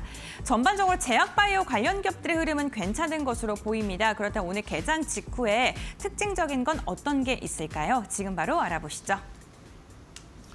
예, 코스피 0.8%, 아까보다 조금 낮죠. 코스닥도 1% 상승 유지하고 있고. 근데 수급이 개인만 역시 오늘도 사고 있고요. 오늘 외국인이 다 팔고요. 지난주만 해도 코스닥 좀 사고 그랬는데 오늘은 그렇습니다. 기관도 좀 다 팔고 있고 수급은 어쨌든 좀 개인장으로 좀 가고 있는 모습이 나타나는데 조금 걸리긴 합니다. 자, 오전장 출발 상황 두 분 또 해석을 좀 들어봐야 되겠죠. 먼저 김 대표님 어떻게 보고 계십니까?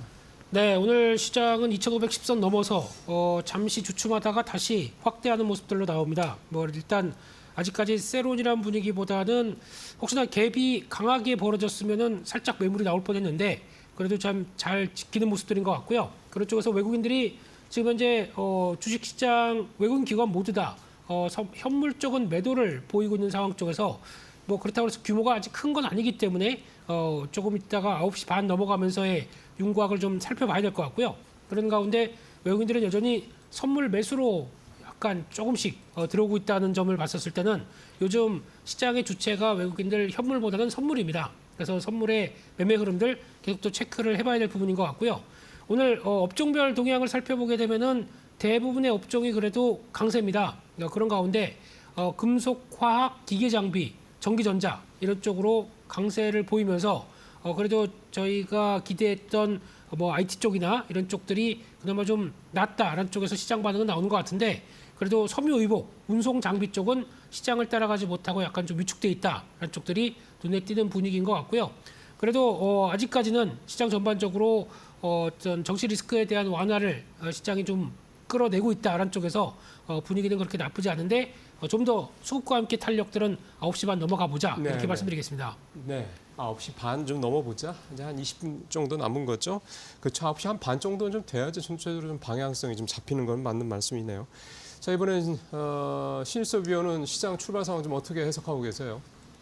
네, 오늘도 외국인의 매수세는 지금 나오지 않고 있고요. 네. 좀 더 그것 때문에 지켜봐야겠죠. 지금 증시자금은 신용융자가 지금 16조가 깨져서 15조대로 가서 저번 주부터 말씀드린 대로 지금 신용융자 B2가 청산이 되면서 밑바닥에서 진바닥이 출현할 그 어떤 요소는 만들어져 있는데 그 불씨를 터트리기 위해서는 외국인의 순매수 전환이 필요한데 지금 700억가량 사고 있으니까 지금 9시 30분 전에 1000억이 넘겠네요.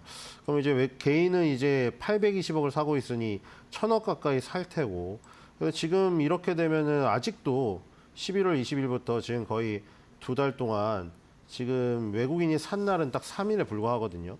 지금 이런 부분이 지금 상당히 좋지가 않습니다. 그래서 아직도 지금 남아있죠. 지금 원달러 환율 1446.30, 2022년도 10월 달 저 고점을 지금 돌파하느냐 안 하느냐가 지금 이제 곧 결정이 됩니다. 저기서 무너지면서 대전환이 일어나느냐, 원달러 환율이 무너지고 코스피 차트가 진바닥을 찍고 오르느냐가 지금 남아있는데 거의 다가서고 있습니다. 저기서 한번 변곡점이 올 것 같은데 지금 저기에 다가서는 모습이 일단 나와야 됩니다. 지금 한 20원 정도 차이가 있거든요. 지금 이 부분에서 어떻게 될런지를 지금 봐야 될 것 같습니다. 어쨌든 지금 상승은 하고 있고 조금 그 종목별로 확산이 일어나고 있어서 오늘 반도체 소재도 좀 가는 것 같은데 일단 근본적으로 이제 외국인 매수가 들어와야지 장이 좀 진득하니 갈 수가 있다. 그래서 저는 계속 외국인 매수만 보고 있습니다. 신용융자가 B2가 청산된 것까지는 확인이 됐어요. 근데 저기서 이제 외국인 매수가 저 기름을 부어가지고 지금 저 불씨를 터트려줘야 됩니다. 그래서 외국인의 순매수 전환 최소 5천억 원 이상 그것도 하루 반짝하면 안 되고요. 연기금이 매수를 맨날 한다고 하지만 지금 아시다시피 주식 비중이 바닥으로 떨어져 있습니다. 그렇기 때문에 연기금의 매수 비중을 채워야 돼요. 물론 그 수치를 딱 맞추진 않아도 돼요. 플러스 마이너스를 유동성을 두긴 했으나 어느 정도는 채워 넣어야 되거든요. 그렇기 때문에 그냥 단순히 쟤네는 기계적으로 채워 넣는다고 생각하시면 되고 뭐 연기금이 매수를 한다고 해서 되게 흥분할 게 아닙니다. 연기금이 자율적으로 뭐 20%, 25% 매수를 할 수 있는 권한이 없어요. 법적인 부분이 전혀 없고 우리나라는 지금 다 부동산 제도 쪽으로 몰려있기 때문에 주식시장 제도 쪽으로는 전혀 신경을 쓰지 않고 있어요. 그리고 뭐 국민들도 인식이 그렇기 때문에 K주식에다가 연기금의 주식 그 비중 확대를 누구도 바라지 않겠죠. 그렇기 때문에 연기금이 움직이고 뭐 2, 3천억 사는 거는 아무 의미가 없습니다. 결국에는 외국인 순매수 단 하나의 수급만이 의미가 있다. 그래서 그 부분이 확인이 될 때까지 계속 신중한 입장입니다. 예, 지금 외국인 말씀하신 대로 코스피 800억 가까이 됐고 코스닥도 500억 넘게 좀 순매도를 하고 있는 그런 상황입니다.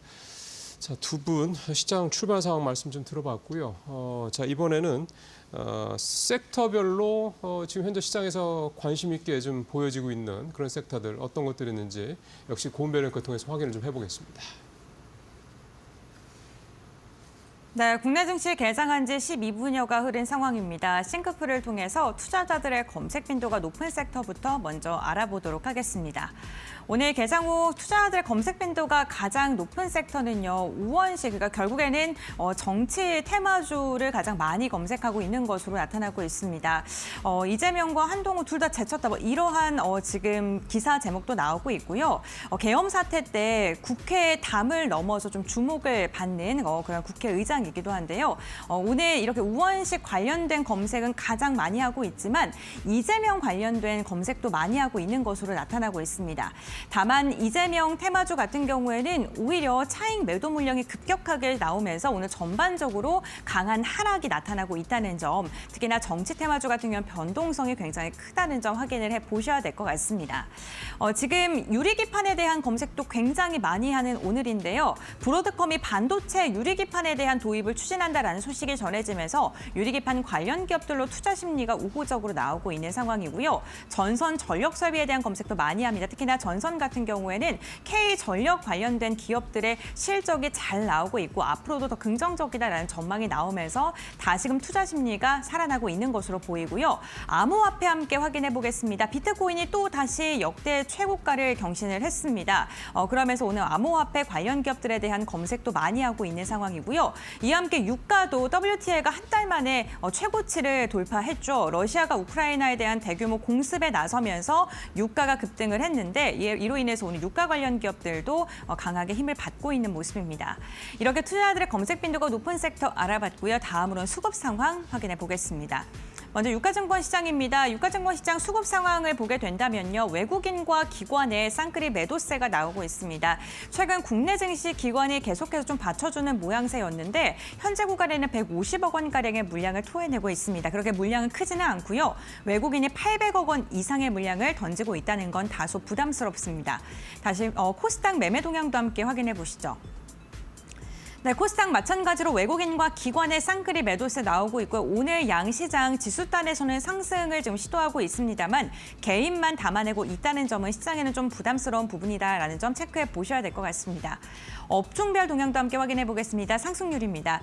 오늘 업종의 등락률 보게 된다면 운수창고와 운수장비는 하락하고 있습니다만 전기전자가 1% 넘게 상승하고 있고요. 화학이 1.45%, 철강금속도 1%가량 오름세가 나오면서 민감주들을 중심으로 해서 오늘 업종별 상승률이 강하게 잡히고 있는 상황이고요. 다음은 코스닥 업종별 등락률 함께 살펴보시죠. 네, 코스닥은 출판 매체 복제가 1.52%가량 하락을 하고 나머지 업종군들은 흐름이 괜찮습니다. 출판 매체 복제는 그동안 정치 테마주, 특히나 인맥주가 많이 엮여있는 업종군이었는데요. 오늘 같은 경우 매도 물량 나오면서 하락하고 있다는 점 확인해 보셔야 될 것 같고요. 인터넷, 제약, 화학, 제조업종, 전반적인 업종 투자 심리는 괜찮은 것으로 보입니다. 다음은 상승률 상위 종목 함께 확인해 보겠습니다. 네, 코스피 상승률 상위 종목 보게 된다면요. 전반적으로 오늘 전력 설비 관련된 기업들, 대원전선이 두 자릿대 강세, 그리고 서원도 21%가량의 오름세가 나오고 있고요. 금양이 12%가량의 강세가 나오고 있는데 금양은요, 사우디와 배터리 관련된 수주 소식 전해지면서 오늘 두 자릿대 반등 시도하고 있습니다. 다음 코스닥 상승률 상위 종목도 함께 확인해 보시죠. 네, 코스닥 상승률 보게 된다면 오늘 시장에 입성한 신규 새내기주인 벡트가 153%가량의 강한 상승 나오면서 오늘 긍정적인 흐름 보여주고 있고요. RT캐스트, SN테크와 같은 일부 종목을 중심으로 가격 제한폭까지 상승하는 모습 나왔습니다. AB프로바이오는 개별 이슈 속에서 오늘 상한가 터치했습니다. 네, 이렇게 오늘 수급 상황부터 특징주까지 함께 살펴봤는데요. 전문가들은 과연 어떠한 종목 눈여겨보고 있을까요? 지금 바로 확인해 보겠습니다. 예, 김민수 대표님부터 좀 종목별 흐름 한번 보죠. 어떻게 좀 보이고 계십니까? 네, 종목 쪽에서 그래도 반도체 쪽에 하나 섹터가 좀 강한 것 같습니다. 네. 예, 온디바이스 AI 관련된 쪽에서 가온칩스나 AD 테크놀로지 관련된 종목들, 텔레칩스까지 한때 유행했었던 쪽의 종목들이 브로드컴의 강세와 함께 시장에서 다시 주목을 받는 페미스 쪽에 대한 기대감이 다시 살짝 들어오지 않나 생각되고 있는데 솔직히 국내 업체들은 경쟁력이 별로 없습니다. 그렇기 때문에 아마 이 올라온다고 하더라도 어느 정도쯤에서 정리해서 차라리 핵심은 미국 종목 시스템 반도체 쪽에 모이다 있기 때문에 아마 선택을 하신다고 하게 되면 많이 올랐지만 브로드컴이나 마블 테크놀로지 관련된 에이직 쪽을 더 챙겨보는 게 맞지 않나 개인적으로 그렇게 바라보고 있고요. 그와 함께 또 오늘 강한 섹터가 유리기판 관련된 쪽입니다. 이제 브로드컴이 급등하다 보니까 그에 따른 현상을 많이 챙겨보는데 그중에서 브로드컴이 우리 이제 유리기판 쪽으로 적용을 시작하겠다라고 해서 내년에 대한 스케줄을 살짝 보여주다 보니까 관련된 국내 업체들 강세를 보이고 있는데 지금 여기서 이제 체크해야 될 부분들은 이제 누가 대장주가 될 것이냐라는 모습들로 봐야 될 것 같고요. 예. SKC와 삼성전기가 어떤 대기업 쪽의 중심으로 갈 것이냐 아니면은 벌써 유리 관련된 커버글라스에서 강점을 보이고 있는 JNTC가 그와 관련돼서 샘플 유상 납품을 하고 거기서 성과를 보이는 모습이다 보니까 그와 관련된 쪽으로 나가느냐 조금 더 체크를 해볼 필요가 있다라고 봐야 될 것 같습니다. 마지막으로 전선과 전력 설비 종목들이 강합니다. 지금 야당 대표가 얘기했듯이 전력 부족 사태에 대해서 좀 더 신경 쓰는 추경을 좀 고려해야 된다라는 쪽에서 전력기기 관련된 쪽들의 종목들이 오늘 또 테마를 이어간다고 보여지고 있는데 하지만 중요한 거는 좀 중소형 쪽의 종목들이 더 강하다는 점들을 체크해야 될 것 같고요. 아무래도 정권의 흐름상 아무래도 중소형주에 대한 혜택과 좀 폭이 좀 더 크지 않을까라고 하게 되면 그와 관련된 쪽에서 지금 오늘 강한 쪽은 대원전선 같은 경우가 거의 한 18% 이상 상승을 하고 있고요. 그밖에 광명전기, 세명전기 이런 작은 종목들인데 오히려 약간 일단은 실적보다는 오늘은 약간 테마의 움직임이 더 강하다 이렇게 봐야 될 것 같습니다. 예. 온디바이스 AI 관련해서 이제 또 유리기판 이렇게까지 연결이 되고 그다음에 전력기기까지 결국은 좀 대장주를 잘 파악하는 게 중요하다는 말씀해 주셨고 자, 이번에 신일섭 위원님 종목별 흐름들 어떤 것들이 눈에 띄시나요? 네, 우리나라 코스피 PER이 뭐 7.7배인데 서브프라임 2008년도에 미국이 다 무너지는 그 상황에 그 저점에 갔다고 싸다. 이런 지금 판단에 대한 언론 타이틀 많이 나오죠. 자, 그거 반대로 무슨 얘기인지 아세요? 성장성이 제로란 얘기입니다. 성장주에서는 PER이 올라가요. PER이 뭐죠? EPS, 주당 순이익에 대비하여 주가가 몇 배로 표현되고 있는가, 그게 PER의 개념이죠. 그럼 시장의 인기를 의미합니다. 성장주에서는. 예를 들어 오늘 파마리서치 역사적 신고가 이미 했지만 이번 달에 더욱더 역사적 신고가를 갱신하고 있죠. 지금 오늘도 7% 넘게 오르고 계속 말씀드렸다시피 실적이 어마어마하지 않습니까? 지금 2021년도에 매출액이 1,540억이었는데 이번 연도에 3,408억 예상되고 있고 영업이익이 525억짜리가 이번에 1,271억이 나옵니다. 자, EPS가 2021년에 4,628원이었는데 한 주당 벌어들이는 이익이죠. 이번 연도에 9,396원, 2배로 늘었습니다. 자, 주당 순이익에 비해 몇 배로 주가가 표현되고 있는가가 PER이라고 했는데 지금 PER이 EPS 4,628원이던 2021년 시절에 17.72배입니다. 이번 연도 예상 PER 몇 나오고 있죠? 26.08배. 자, PER이 17배에서 26배로 갔어요. 비싼 겁니까? 싼 겁니까? 아까 전에 그 언론 타이틀에 나온 그 얘기들을 해보세요, 그러면. 우리나라 시장이 7.7배인 게 싼 겁니까? 비싼 겁니까? 이거는 지금 EPS가 2배 이상이 됐는데 PER이 높아졌다는 얘기는 뭐예요? EPS가 2배 이상이 됐음에도 PER이 높아졌다는 얘기는 주가는 2배 이상의 속도로 갔다는 얘기죠. 인기가 많은 주식은 PER이 올라갑니다. 인기가 없으니까 PER이 내려간 걸 보고 싸다고 한다면 그거는 인기의 척도를 반영하지 않은 얘기죠. 그러니까 거기에 대한 판단 똑바로 하시기 바라고요. 그래서 파마리서치 같은 성장주는 PER이 올라간다. NC소프트 매도의 순간이 언제였습니까? 그러면 PER이 떨어질 때였죠. 그때 성장성이 끝난 겁니다. NC소프트는. 자, 그리고 오늘 지금 전기 관련주, 전력 관련주가 가는데 계속 얘기 드렸죠. 일본의 히타치 6501이죠.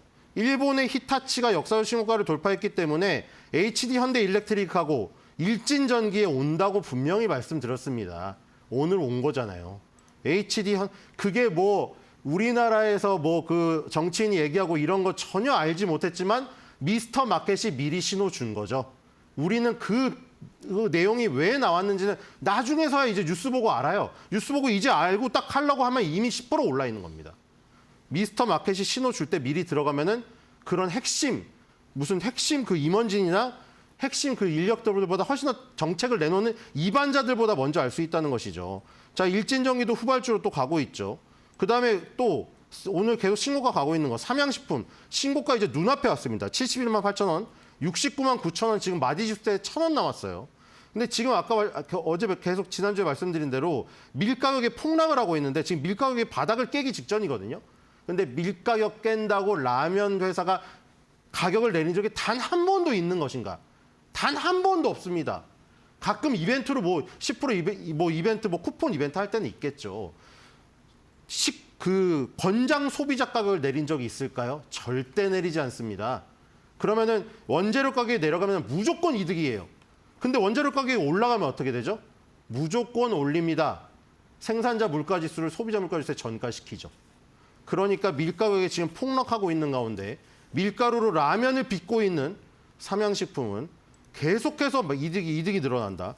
그걸 재무제표에서 굳이 확인해보지 않아도 아는데 확인 사살을 원한다면 확인하셔도 됩니다.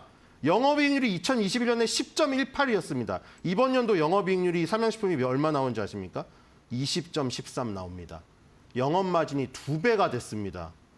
100원 팔아서 10원 남기던 회사가 100원 팔아서 20원을 남기고 있다는 뜻이겠죠. 그러니까 이런 회사들 엄청나게 지금 유리하다는 거 아시면 될 것 같고, 그다음에 계속해서 말씀드린 조선주, 이제 트럼프 취임이 거의 다가왔습니다.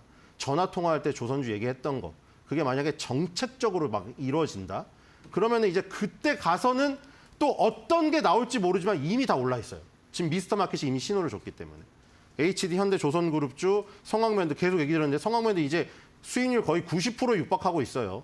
그런데 이제 트럼프가 뭔가를 내놓겠죠. 그 뭔가가 나오는 건 나중에 뉴스에 나와요. 한 달 뒤에. 그때 되면 주가는 이미 30% 이상 더 올라 있겠죠. 그러니까 여러분들은 미리미리 미스터 마켓이 주식 그 차트의 흔적을 줄 때 따라가시기 바랍니다. 네, 지금 전체적으로 조선주도 그렇고 그 기본적으로 이제 펀더멘털이 확실하게 좀 있고 뭐 여기 전체적으로 성장성이라는 게 유지가 되고 있는 이런 종목들에 대한 관심을 계속 가질 필요가 있다. 단순히 우리가 지금 이를테면 이제 이번에 비상계엄 사태와 관련해서 우리 PBR이 그 코스피 기준으로 0.86배까지 떨어져서 이제 뭐 외환위기 때 비슷한 수준으로 떨어졌으니 이제 저평가돼 있다. 이런 식으로 단순하게 좀 접근하는 거는 좀 위험할 수도 있다. 그런 말씀까지 좀 해주셨습니다. 자, 두 분 말씀 이 정도로 좀 듣고요. 이제 시장 흐름에 대한 부분들 이제 한 말씀씩만 딱 한 1분 정도씩만 두 분한테 좀 따로 좀 말씀을 좀 들어보도록 하겠습니다. 김 대표님, 네. 오늘 좀 보니까요. 네. 그 0.4%대 코스피, 코스닥도 0.8%대까지 지금 상승폭이 좀 줄었어요. 반등이 이번 주에 탄핵에 관한 가결에 따른 어떤 반등 이게 좀 갈까요? 아니면 좀 다시 좀 약간 하방으로 갈까요? 어떻게 좀 판단하세요? 짧게 한 말씀 좀 판단 부탁드립니다. 네, 일단 주 초반에는 거의 뭐 2,500선 초반에서 버티는 모습들 나올 텐데 주 중반 이후에 나오는 FOMC와 함께 나올 점도표에서 어떤 변화가 보여주느냐, 그러니까 지금까지 알려졌던 뭐 사회 금리 인하보다 좀 다른 스케줄이 나오냐에 따라서 미국 시장이 흔들린다. 그러면 저희도 그에 따라서 영향을 받을 수밖에 없겠죠. 그런 쪽을 좀 염두를 하셔야 될 것 같고요. 네. 그런 쪽에서 여전히 지수는 됐고 섹터와 종목적으로 집중하자라는 쪽으로 여전히 포인트를 맞춰야 될 것 같습니다.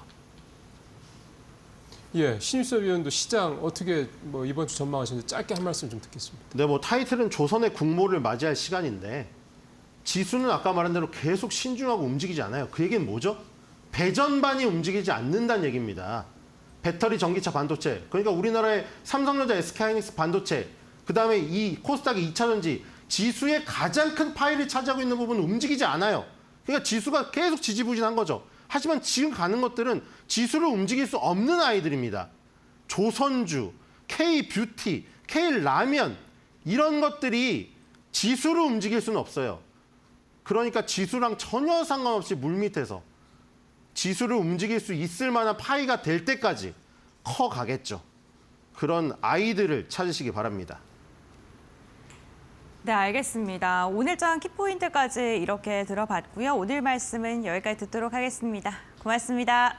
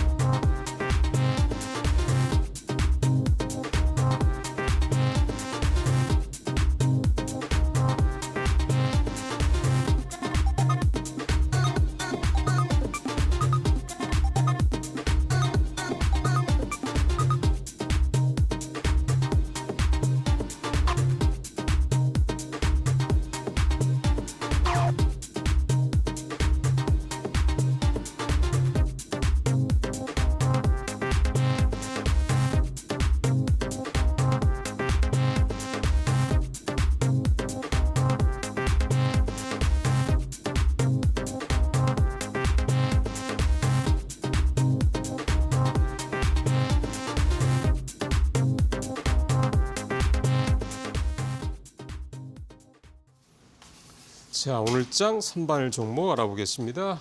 메리츠금융증권 김경국 과장 연결돼 있습니다. 과장님. 네, 안녕하세요. 자, 오늘은 어떤 종목 좀 볼까요? 오늘은 테크윙이라는 종목을 가져와 테크윙. 봤고요. 예. 네네. 투자 포인트 몇 개 말씀드리도록 하겠습니다. 그 동사는 반도체 장비 중 핸들러라고 하는 장비를 전문적으로 이제 생산하는 반도체 장비 업체이고요. 좀 더 자세히 말씀드리면 반도체 칩을 정렬하고 검사 장비로 이동시키는 핸들러 검사 장비를 생산하는 업체입니다.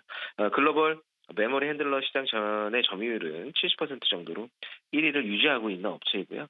비메모리 반도체 테스트 핸들러 부분에도 5% 정도의 점유율을 차지하고 있는 상황에 있습니다. 또한 부품 매출도 전체 매출의 45% 정도를 차지하고 있어서 공정 전환에 따른 교체 수요 매출에 대한 기대를 해볼 수 있는 좋은 사업 구조를 가지고 있는 업체이다 이렇게 좀 말씀드리고 싶습니다. 동사의 가장 첫 번째 투자 포인트는 일단 HBM 관련된 테스트 장비인 큐브 프로버 장비를 개발했고요. 고객사의 품질 테스트를 진행 중에 있습니다. 메모리 업체 2곳과 내년 1월 그리고 4월에 퀄 테스트를 준비 중에 있는 상황이고요. 두 번째로는 비메모리 테스트 장비에 대한 이야기인데 일단 패키징 하기 전 칩 상태에서 테스트를 진행하는 DLP 장비를 개발 중에 있습니다. 테스트 대상의 칩 크기가 비교적 크기 때문에 기술적인 측면에서 큐브 프로버 대비 낮은 것으로 파악되기 때문에 개발 시기에 지연이 없을 거라고 일단 예상을 시장에서는 하고 있고요. 연내 개발 완료를 목표로 25년도 하반기부터는 매출에 일정 부분 기여를 할 것으로 이렇게 예상하고 있습니다. 또 실적에 대한 전망은 24년 연간 매출액 1,919억 그리고 영업이익 274억으로 전년 동기 대비 조금 성장하는 모습을 보여줄 거라고 예상하고 있는데 메모리 업황 회복 그리고 공정 전환에 따른 부품 교체 수요 증가 그리고 큐브 프로버가 메모리 3, 4, 5도 퀄을 통과한다면 내년 장비 수요는 135대 수준일 것으로 추정하고 있고요. 25년 예상 매출액은 전년 대비해서 173% 증가한 5,244억 원 그리고 영업이익은 전년 동기 대비 466% 증가한 1,549억 원을 달성할 것으로 예상하고 있는데 특히 영업이익률 같은 경우에는 내년에 29.5%로 24년 대비 15.2% 상승할 것으로 예상하고 있는 상황에 있습니다. 또 밸류에이션 측면으로 바라보아도 후전공 장비 업체들의 평균 PER 20배 이상이라는 점에서 동사의 밸류에이션도 상당히 매력적이라 이렇게 좀 말씀드리고 싶습니다. 예, 가격대 한번 보죠. 일단 기술적으로 좀 말씀드리면 7월 11일 장중 고점인 78,000원을 찍고 6개월 정도 이어진 가격과 기간 조정을 충분히 받았고요. 지난 현재가 수준에서는 충분히 한번 매수 관점으로 접근해 볼 만한 가격대다 이렇게 좀 말씀드리고 싶고요. 목표 주가는 지난 고점인 48,000원 그리고 손절 라인은 28,000원 잡아드리도록 하겠습니다. 네, 48,000 목표가 지금 이제 들어가셔도 적절하다라고 좀 보시는 거고요. 네, 과장님 말씀 잘 들었습니다. 예, 감사합니다. 네, 오늘 테크인까지 선발 종목으로 좀 하겠습니다. 마켓 일부 마치겠습니다. 계속해서 이재 앵커의 이코노미 톡으로 이어집니다.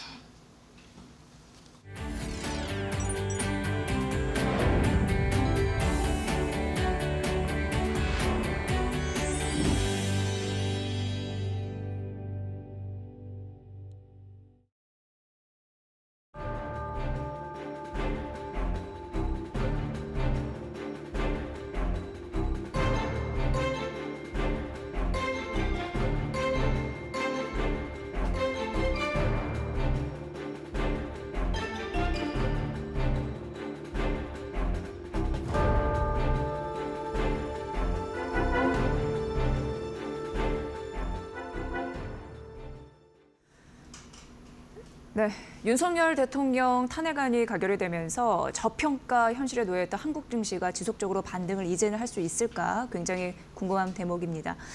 사실상 올해도 굉장히 다사다난했던 한국 증시였고 연말은 우리가 이제 폭탄을 맞은 그런 느낌이었습니다.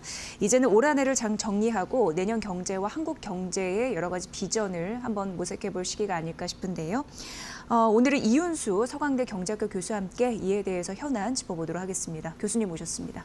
어서 오십시오. 안녕하십니까. 네, 주말 사이 매우 좀 분주하셨을 것 같습니다. 다들 같은 마음이 아니었을까 싶은데 어찌됐든 윤석열 대통령 탄핵안이 가결이 됐고 이렇게 되면은 이제 헌법재판소의 최종 결론이 나기까지 예를 들어서 2달, 3달 정도가 걸릴 것이다. 이렇게 예측이 되고 있는 상황입니다.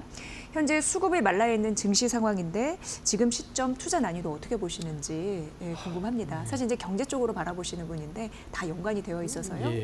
매우 어렵죠. 지금 아까 폭탄을 맞은 느낌이라고 말씀하셨는데 문제는 그 계엄이라는 폭탄을 맞기 이전에도 이미 주식시장이 상당히 어려운 국면에 있었습니다. 물론 정치적 불확실성이 이제 탄핵이 국회에서 통과되면서 어느 정도 해소되고 그를 통해서 이제 금융시장이 안정을 찾을 것을 기대를 하고 있습니다만 이게 뭐 그 절차가 완전히 끝날 때까지는 불확실성이 남아있는 게 사실이기 때문에 계속 어려움이 계속될 것 같다라는 걱정이 있고요. 물론 과거에 보면 노무현 박근혜 전 대통령 탄핵 사례에서도 탄핵이 가결된 다음에는 증시가 반등한 바 있습니다. 오늘도 다행히 주식이 좀 오르는 것 같은데, 근데 탄핵 이제 정국이 장기화가 되면은 아시다시피 뭐 대통령 권한 대행이라고는 하지만 정책이 공백이 있고 리더십이 부재가 된 상태가 길어진다면 아무래도 경제 하방 위험이 커질 수밖에 없을 것 같다는 우려가 있습니다. 네. 예. 뭐 전례를 보면은 사건 접수부터 결정 선고까지 노무현 전 대통령 같은 경우에는 한 63일, 그리고 박근혜 전 대통령의 경우에는 91일이 걸렸다라는 분석 데이터가 있는 상황입니다. 어찌됐건 정치적 불확실성이 어느 정도 해소돼야지 그 변동성은 줄어들 텐데라는 생각이 드는 상황이고요. 환율 역시 우리가 지속적으로 신경 써서 여러분께 좀 얘기를 해드리고 있습니다. 근데 과거의 사례를 보면은 이 탄핵 소추 관련해서 국회 표결 이후에 달러 원 환율의 변동성이 좀 있었다라는 데이터가 있는데 이번 전망은 어떨런지 어떻게 보십니까, 교수님? 예, 그 과거 2004년이나 2016년 탄핵 국면의 경우는 금융시장 변동성이 단기적으로 있었지만 그 뒤에 어느 정도 안정화됐고 그리고 경제 전체에 미친 영향이 그렇게 크지 않았다고 이제 분석을 하고 있습니다. 근데 실물 경제를 보면은 이제 과거 탄핵 이슈는 물론 다 뭐 소비 심리를 다소 위축시켰고 그럼에도 불구하고 전체 성장률은 별다른 충격을 받지 않았다라고 분석을 하고 있는 것 같고요. 그다음에 달러랑 원 환율의 경우 탄핵 소추안이 가결된 뒤로 이제 뭐 물론 변동성이 확대가 되기는 했지만 전반적으로는 뭐 다른 나라의 통화와 같이 따라가는 모습을 보여서 어느 정도 안정화되는 측면을 보인 것 같습니다. 근데 문제는 현재의 경제 환경이 과거 탄핵 당시와는 굉장히 다르다라는 점에 있는 것 같습니다. 저희가 그 트럼프가 당선이 되면서 굉장히 그 주식시장이나 아니면 환율 이런 데에서 예상치 못한 변동성을 겪고 있는데요. 통상 환경이 굉장히 불확실하고 글로벌 경쟁이 심화되고 있는 상황이기 때문에 이게 수출로 먹고 사는 우리나라의 경우는 대외 여건이 더 어려워진 상황이라고 볼 수가 있을 것 같습니다. 예. 그래서 이런 경우에 우리가 어떻게 해야 될 것인가와 관련돼서는 뭐 환율과 관련돼서는 특히 대외적으로 경제 시스템이 정상적으로 작동하고 있다라는 모습을 보여줘야 될 필요가 있을 것 같습니다. 사실 이번 탄핵과 관련된 정쟁으로 인해서 우리는 좀 정치가 경제의 발목을 너무 자주 잡는 거 아니냐라는 얘기를 많이 하고 있는데요. 이런 얘기를 안 들으려면 이제 여야가 이제 정쟁에서 한 걸음 더 나아가서 정부하고 협력하고 그를 통해서 이제 경제 정책이 차질 없이 추진되어야 될 필요성이 있을 것 같습니다. 왜냐하면 이 금융 외환 시장에서는 아무래도 안정성이 굉장히 중요하다라고 보고요. 최근 하는 보고서에서도 뭐 경기 여건에 다소 차이가 있지만 이전 사례와 마찬가지로 주요 금융 경제 정책을 여야정 합의화해서 차질 없이 진행을 한다면 경제 시스템이 정상적으로 작동한다는 신뢰를 이제 대외적으로 줄 수 있을 거고 그럴 경우에는 좀 영향이 제한적일 것이라는 기대를 한다라는 보고가 있었거든요. 그러니까 더 이상 좀 서프라이즈가 있으면은 좀 곤란하지 않겠느냐라는 평가라고 생각을 합니다. 네. 교수님 잘 말씀해 주셨지만 정말 정치 안정화는 빠르게 돼야 될 것 같고요. 정치도 신경 써야 되는데 우리가 무엇보다도 통화 정책이 어떻게 변하는지 그리고 경기도 전망을 주시를 해야 됩니다. 그래서 오늘 시간을 마련한 거고요. 지금 정부가 경기 판단을 13개월 만에 좀 바꿨습니다. 비상계엄 사태로 불확실성이 커지면서 경기 위축을 우려하고 있다라고 표현이 되고 지금 교수님께서 한국은행도 말씀해 주셨지만 지금 정치적 불확실성이 있는데 그게 장기화될수록 우리나라 실물 경제가 굉장히 취약해지는 그런 요인으로 작용할 것이다 라는 또 심란한 마음을 표시하기도 했습니다. 네, 함께 보셨죠?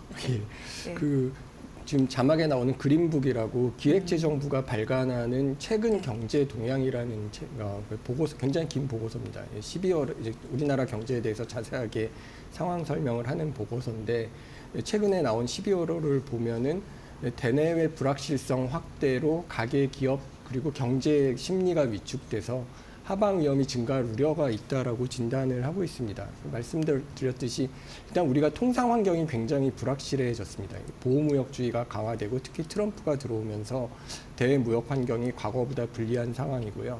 이런 상황에서 글로벌 경쟁은 되게 심화되고 있죠. 중국이 뭐 수출을 물론 계속 해보려고 하다가 잘 안 되니까 이제 내수를 강화하는 정책을 쓴다라고 하는데 어쨌든 중국에서 어떤 과잉 생산이라는 표현을 쓸 정도로 많은 물건들이 싸게 전 세계에 공급되는 과정에서 뭐 전 세계적으로 경쟁이 심화되는 건 사실입니다.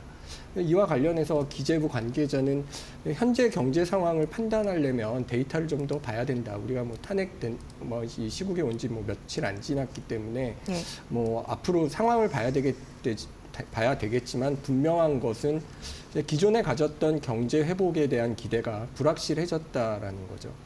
특히 지금 자영업이 어려운 게 좀 심각한 문제인데요. 비상계엄 사태 이후에 이제 연말 대목인데 그 자영업자들 식당 고급 식당들을 포함해서 모든 식당에서 그 예약이 취소되는 사태가 속출되면서 굉장히 뭐 재료를 다 준비해놨는데 어렵다라는 말을 많이 하고 있지 않습니까? 네. 그리고 이 골목 상권 매출이 줄어드는 이유가 뭐 사람들이 심리도 불안하고 그다음에 탄핵과 관련된 집회도 가야 되는 것도 있지만 외국인들이 안 들어오는 게 굉장히 심각하다라는 거죠. 사실 이게 해외 관광객들이 많이 들어오고 그리고 내년에 이제 학기가 시작하면서 유학생들이 들어와야 될 시점인데 일부 국가는 이 비상계엄 사태 이후에 우리나라를 여행 위험 국가로 분류했죠. 사실 계엄이라는 게 몇몇 국가에서는 굉장히 무서운 단어이기 때문에 그러니까 외국인이 몰리는 관광지 서비스는 이제 매출 타격이 분명하게 나타나고 있고요.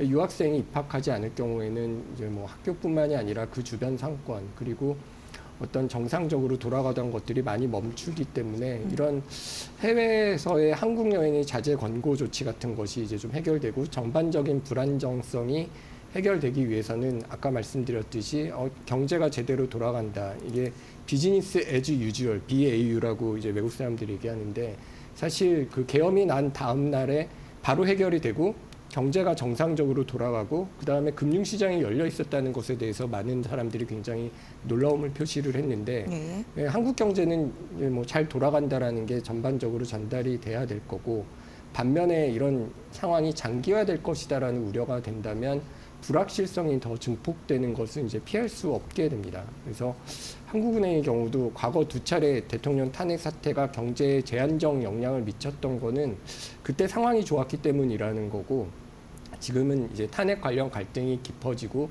이와 관련돼서 우리가 탄핵 정국이 오기 전까지 늘 봐왔던 그 여야의 정쟁이 계속 반복돼서 나타난다면 그 피해는 대한민국 국민들에게 고스란히 돌아갈 수밖에 없을 것 같다라는 우려가 됩니다. 네. 윤석열 대통령은 우리나라 역사상 이제 3번째 탄핵 관련해가지고 심판대에 오르는 그런 대통령이 됐는데 주말 사이에 보니까 뭐 2004년도나 아니면 2016년도와 그때와 이제 경제 상황은 다르기 때문에 지금이 더 위험하다라는 목소리도 일부 있긴 합니다. 2004년도 같은 경우는 이제 중국 특수에 따른 수출 호조가 좀 받쳐줬었고 2016년도는 이제 반도체를 중심으로 한 설비 투자 그때 이제 PC, D램 이런 거 호황이 있어서 좀 긍정적이었는데 지금은 그거보다 더 힘들다라는 상황인데요. 좀 지켜보셔야 될 것 같고 어쨌든 우리나라는 트럼프 2.0 시대를 대비해야 되는 그런 또 관문에 와 있습니다. 과연 생존 전략은 무엇일지 살펴봐야 됩니다. 왜냐하면 우리나라는 뭐 흔히 위기와 또 기회가 반복됐었지만 혼란 속에서도 주도주 찾기는 좀 필요하거든요. 그렇죠. 예. 교수님 어떻게 보십니까? 이게 상황은 되게 어렵습니다. 말씀하셨듯이 그때는 괜찮았다라는 얘기를 하기가 어려운 게 대외 환경이 되게 좋았거든요. 사실 우리가 2005년이죠. 그러니까 2000년도 중반에 경제 호황을 겪었던 이유는 사실 우리가 중국 옆에 있었기 때문이라는 얘기를 하는데 지금은 중국이 오히려 더 어렵고 우리는 중국에 대한 의존도가 높아졌던 상황에서 중국은 더 어려워졌기 때문이고 그럼 미국의 경우는 또 트럼프가 들어오면서 보편적으로 관세를 올리는 것을 하고요. 그다음에 보조금을 주겠다라는 거를 폐지를 하기 때문에 우리가 해외 투자를 하려고 했던 것들이 이제 미국에 대해서 반도체 시장, 자동차 시장 하는 것들이 좀 어려워진 측면이 있습니다. 반면에 트럼프는 마가라고 미국이 다시 위대하게 만들겠다. 미국이 미국을 우선순위에 놓겠다라고 해서 리쇼어링 정책을 피고 있는데 이런 불확실성이 확대되는 과정에서는 모두가 다 좋을 거라고 기대하기는 힘들고요. 그러니까 뭐 주식을 사놓기만 하면 오르는 뭐 이런 좋은 경제는 아닐 거고 뭐 선별적으로 잘 그 주식을 골라내는 시장이라는 얘기를 이제 하는데 선별적으로 접근을 하고 무엇보다도 그 리스크를 관리하는 게 중요할 것 같습니다.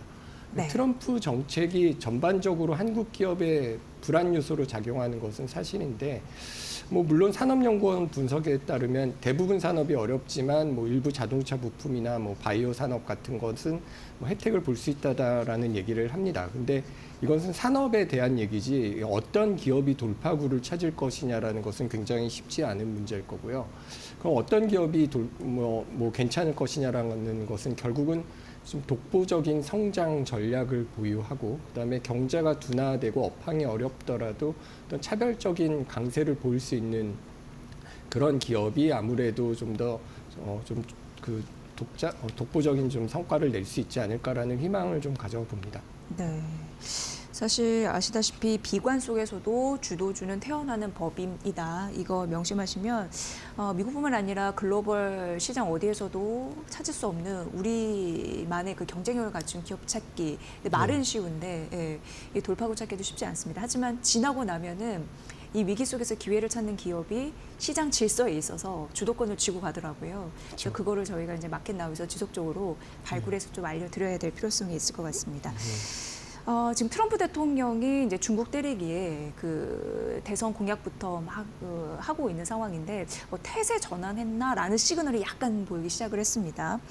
우리는 중국과 많은 대화를 나눌 것이다라는 일정 부분의 발언이 있었는데 중국 강경 일변도에서 일부 변화한 건지 역시 사업가답게 카드를 제시하고 있는 건지 궁금합니다. 예. 그 블룸버그에서 헤드라인이 너 초대받았어. 그러니까 시진핑이 초대된 거에 대해서 저는 무슨 뭐 구독 서비스 이런 거를 받는 건 줄 알았더니 그 시진핑이 초대받았다라는 얘기였는데요. 미묘한 변화가 감지되는 것은 이제 사실입니다. 이제 대화 의지를 표명을 했죠. 트럼프가 뉴욕 증권거래소를 역시 비즈니스맨답게 뉴욕 증권거래소를 가서 중국과 많은 대화를 나눌 것이라고 이제 유화적인 메시지를 보냈고요. 그러면 시진핑 주석을 취임식에 초청하는 예전에 전례 없던 제스처를 보이기도 했습니다. 그리고 이에 대해서 중국도 뭐 메시지를 냈죠. 이제 윈윈, 그러니까 우리가 해결책을 함께 추진해야 되고 이게 제로섬 게임이 아니라 서로가 이기는 윈윈 전략을 찾아보자라는 얘기를 했습니다. 이게 중국 시장을 해외에 계속 개방을 하고 중국이 미국에 진출할 수 있도록 노력을 하겠다. 그다음에 미국과의 무역 분쟁을 피하기 위해서 협상 의지를 이제 보인다라는 것을 이제 우리가 찾을 수 있었는데요. 그럼에도 불구하고 이 강경 기조가 여전히 유지될 것으로 생각이 됩니다. 왜냐하면 트럼프가 이렇게 뭐 관세를 세게 얘기하고 이런 게 결국은 지금처럼 어떤 유화적인 메시지를 낼 때 협상에서 유리한 고지를 차지하기 위한 것이다라는 얘기를 많이 했었거든요. 그래서 이게 실질적인 정책 완화로 이어질 가능성이 사실은 높지는 않고요. 다만 뭐 추가적으로 관세를 하거나 아니면 투자를 제한하고 그다음에 중국 기업을 미국에서 이제 사실 트럼프는 이게 미국 기업이 꼭 아니더라도 중국 기업이든 아니면 한국 기업이든 미국에서 고용만 하면 괜찮다라는 입장을 좀 보여줬던 적이 있기 때문에 어떤 식으로 이제 미국에서 어떤 자기의 지지 기반들이 좋은 일자리를 가질 수 있는 정책이라면 해나갈 가능성이 있고 그런 측면에서는 어떤 중국과 어떤 계속 밀고 당기는 전략을 계속 피지 않을까라는 생각을 합니다. 네. 지금 중국 전기차 기업도 항상 연간 전망에서 굉장히 중요한 변수 중 하나입니다. 비야디가요. 세계 자동차 판매 순위 7위에 올랐습니다. 자동차 업계에서는 굉장히 상징적인 게 바로 포드와 그리고 도요타인데 일본 혼다인데 이게 모두 제칠 것으로 지금 가늠이 되고 있는 상황이거든요. 세계 자동차 시장도 격변이 예상되는데 우리에게 주는 시사점이 또 있을 것 같습니다. 어떻게 보십니까? 이게 굉장한 거죠. 사실 중국의 성장세가 놀랍지만 이게 올해 425만 대 연간 목표로 세웠는데 400만 대 초과 달성한다라고 얘기를 하고 있는데요. 이게 경쟁력이 어떻게 이렇게 생겼냐를 보면 이제 수직 계열화를 통해서 뭐 가격 경쟁력을 확보하고 공격적인 투자를 한 것으로 생각이 됩니다. 이게 앞으로 전기차 시장의 주도권의 변화가 될 것이기 때문에 우리 기업들에게도 강력한 경쟁자가 나온다라는 측면에서 좀 조심해야 될 것이라고 생각을 하고요. 여기서 보면은 이 기술 혁신이 굉장히 중요하다라는 것을 잘 보여주고 있는 것 같습니다. 어떤 전기차 핵심 기술을 확보하고 이거를 원가 경쟁을 하기 위해서 굉장히 많은 노력을 하고 그다음에 시장 대응도 각 뭐 남미, 유럽, 아세안에 대해서 전략적으로 공략을 한 것 같은데 근데 무엇보다도 이 중국 기업이 이렇게 잘 하게 될 때는 정부 정책의 역할이 굉장히 크다라는 것에 주목을 할 필요가 있습니다. 중국 정부가 전략적으로 육성을 하는 것도 있지만 그 전략적 육성이 사실은 상당한 보조금 정책으로 돌아가는 거기 때문에 보조금으로 이렇게 밀어붙일 때는 좀 쉽지 않은 것 같다라는 생각이 들어서 한국 자동차 산업도 이게 위기지만 말씀하신 대로 기회가 될 수 있기 때문에 어떤 전기차 시장에서 기술력 확보를 하고 차별화된 전략을 할 필요성이 있는 것 같습니다. 네. 트럼프 2.0 시대를 맞아서 글로벌 패권 경쟁은 더 치열해질 것으로 예상이 됩니다. 국내 정치 혼란, 이 수습이 어떻게 될지 지켜보시면서 무엇보다도 올 한 해 마무리 잘 하셔야 될 것 같습니다. 저희가 오늘 연간 전망 중심으로 여러분께 전해드렸습니다. 자, 오늘 이 시간 이윤수 서강대 경제학교 교수의 분석으로 들으셨습니다. 잘 들었습니다. 고맙습니다. 감사합니다. 네, 코스피, 코스닥 양시장 5거래일 동안 반등하는 흐름들 지속적으로 나타내주고 있고요. 오늘 전반적으로 외국인은 파는데 개인 쪽에서 저점 매수하는 것으로 현재 분석이 되고 있습니다. 그리고 중소형주의 상대적인 상승세, 이게 조금 더 눈에 띕니다. 잠시 후 마켓나우 2부에서 오전장 전략 구체적으로 더 세워드리도록 하겠습니다. 잠시 후에 뵙겠습니다.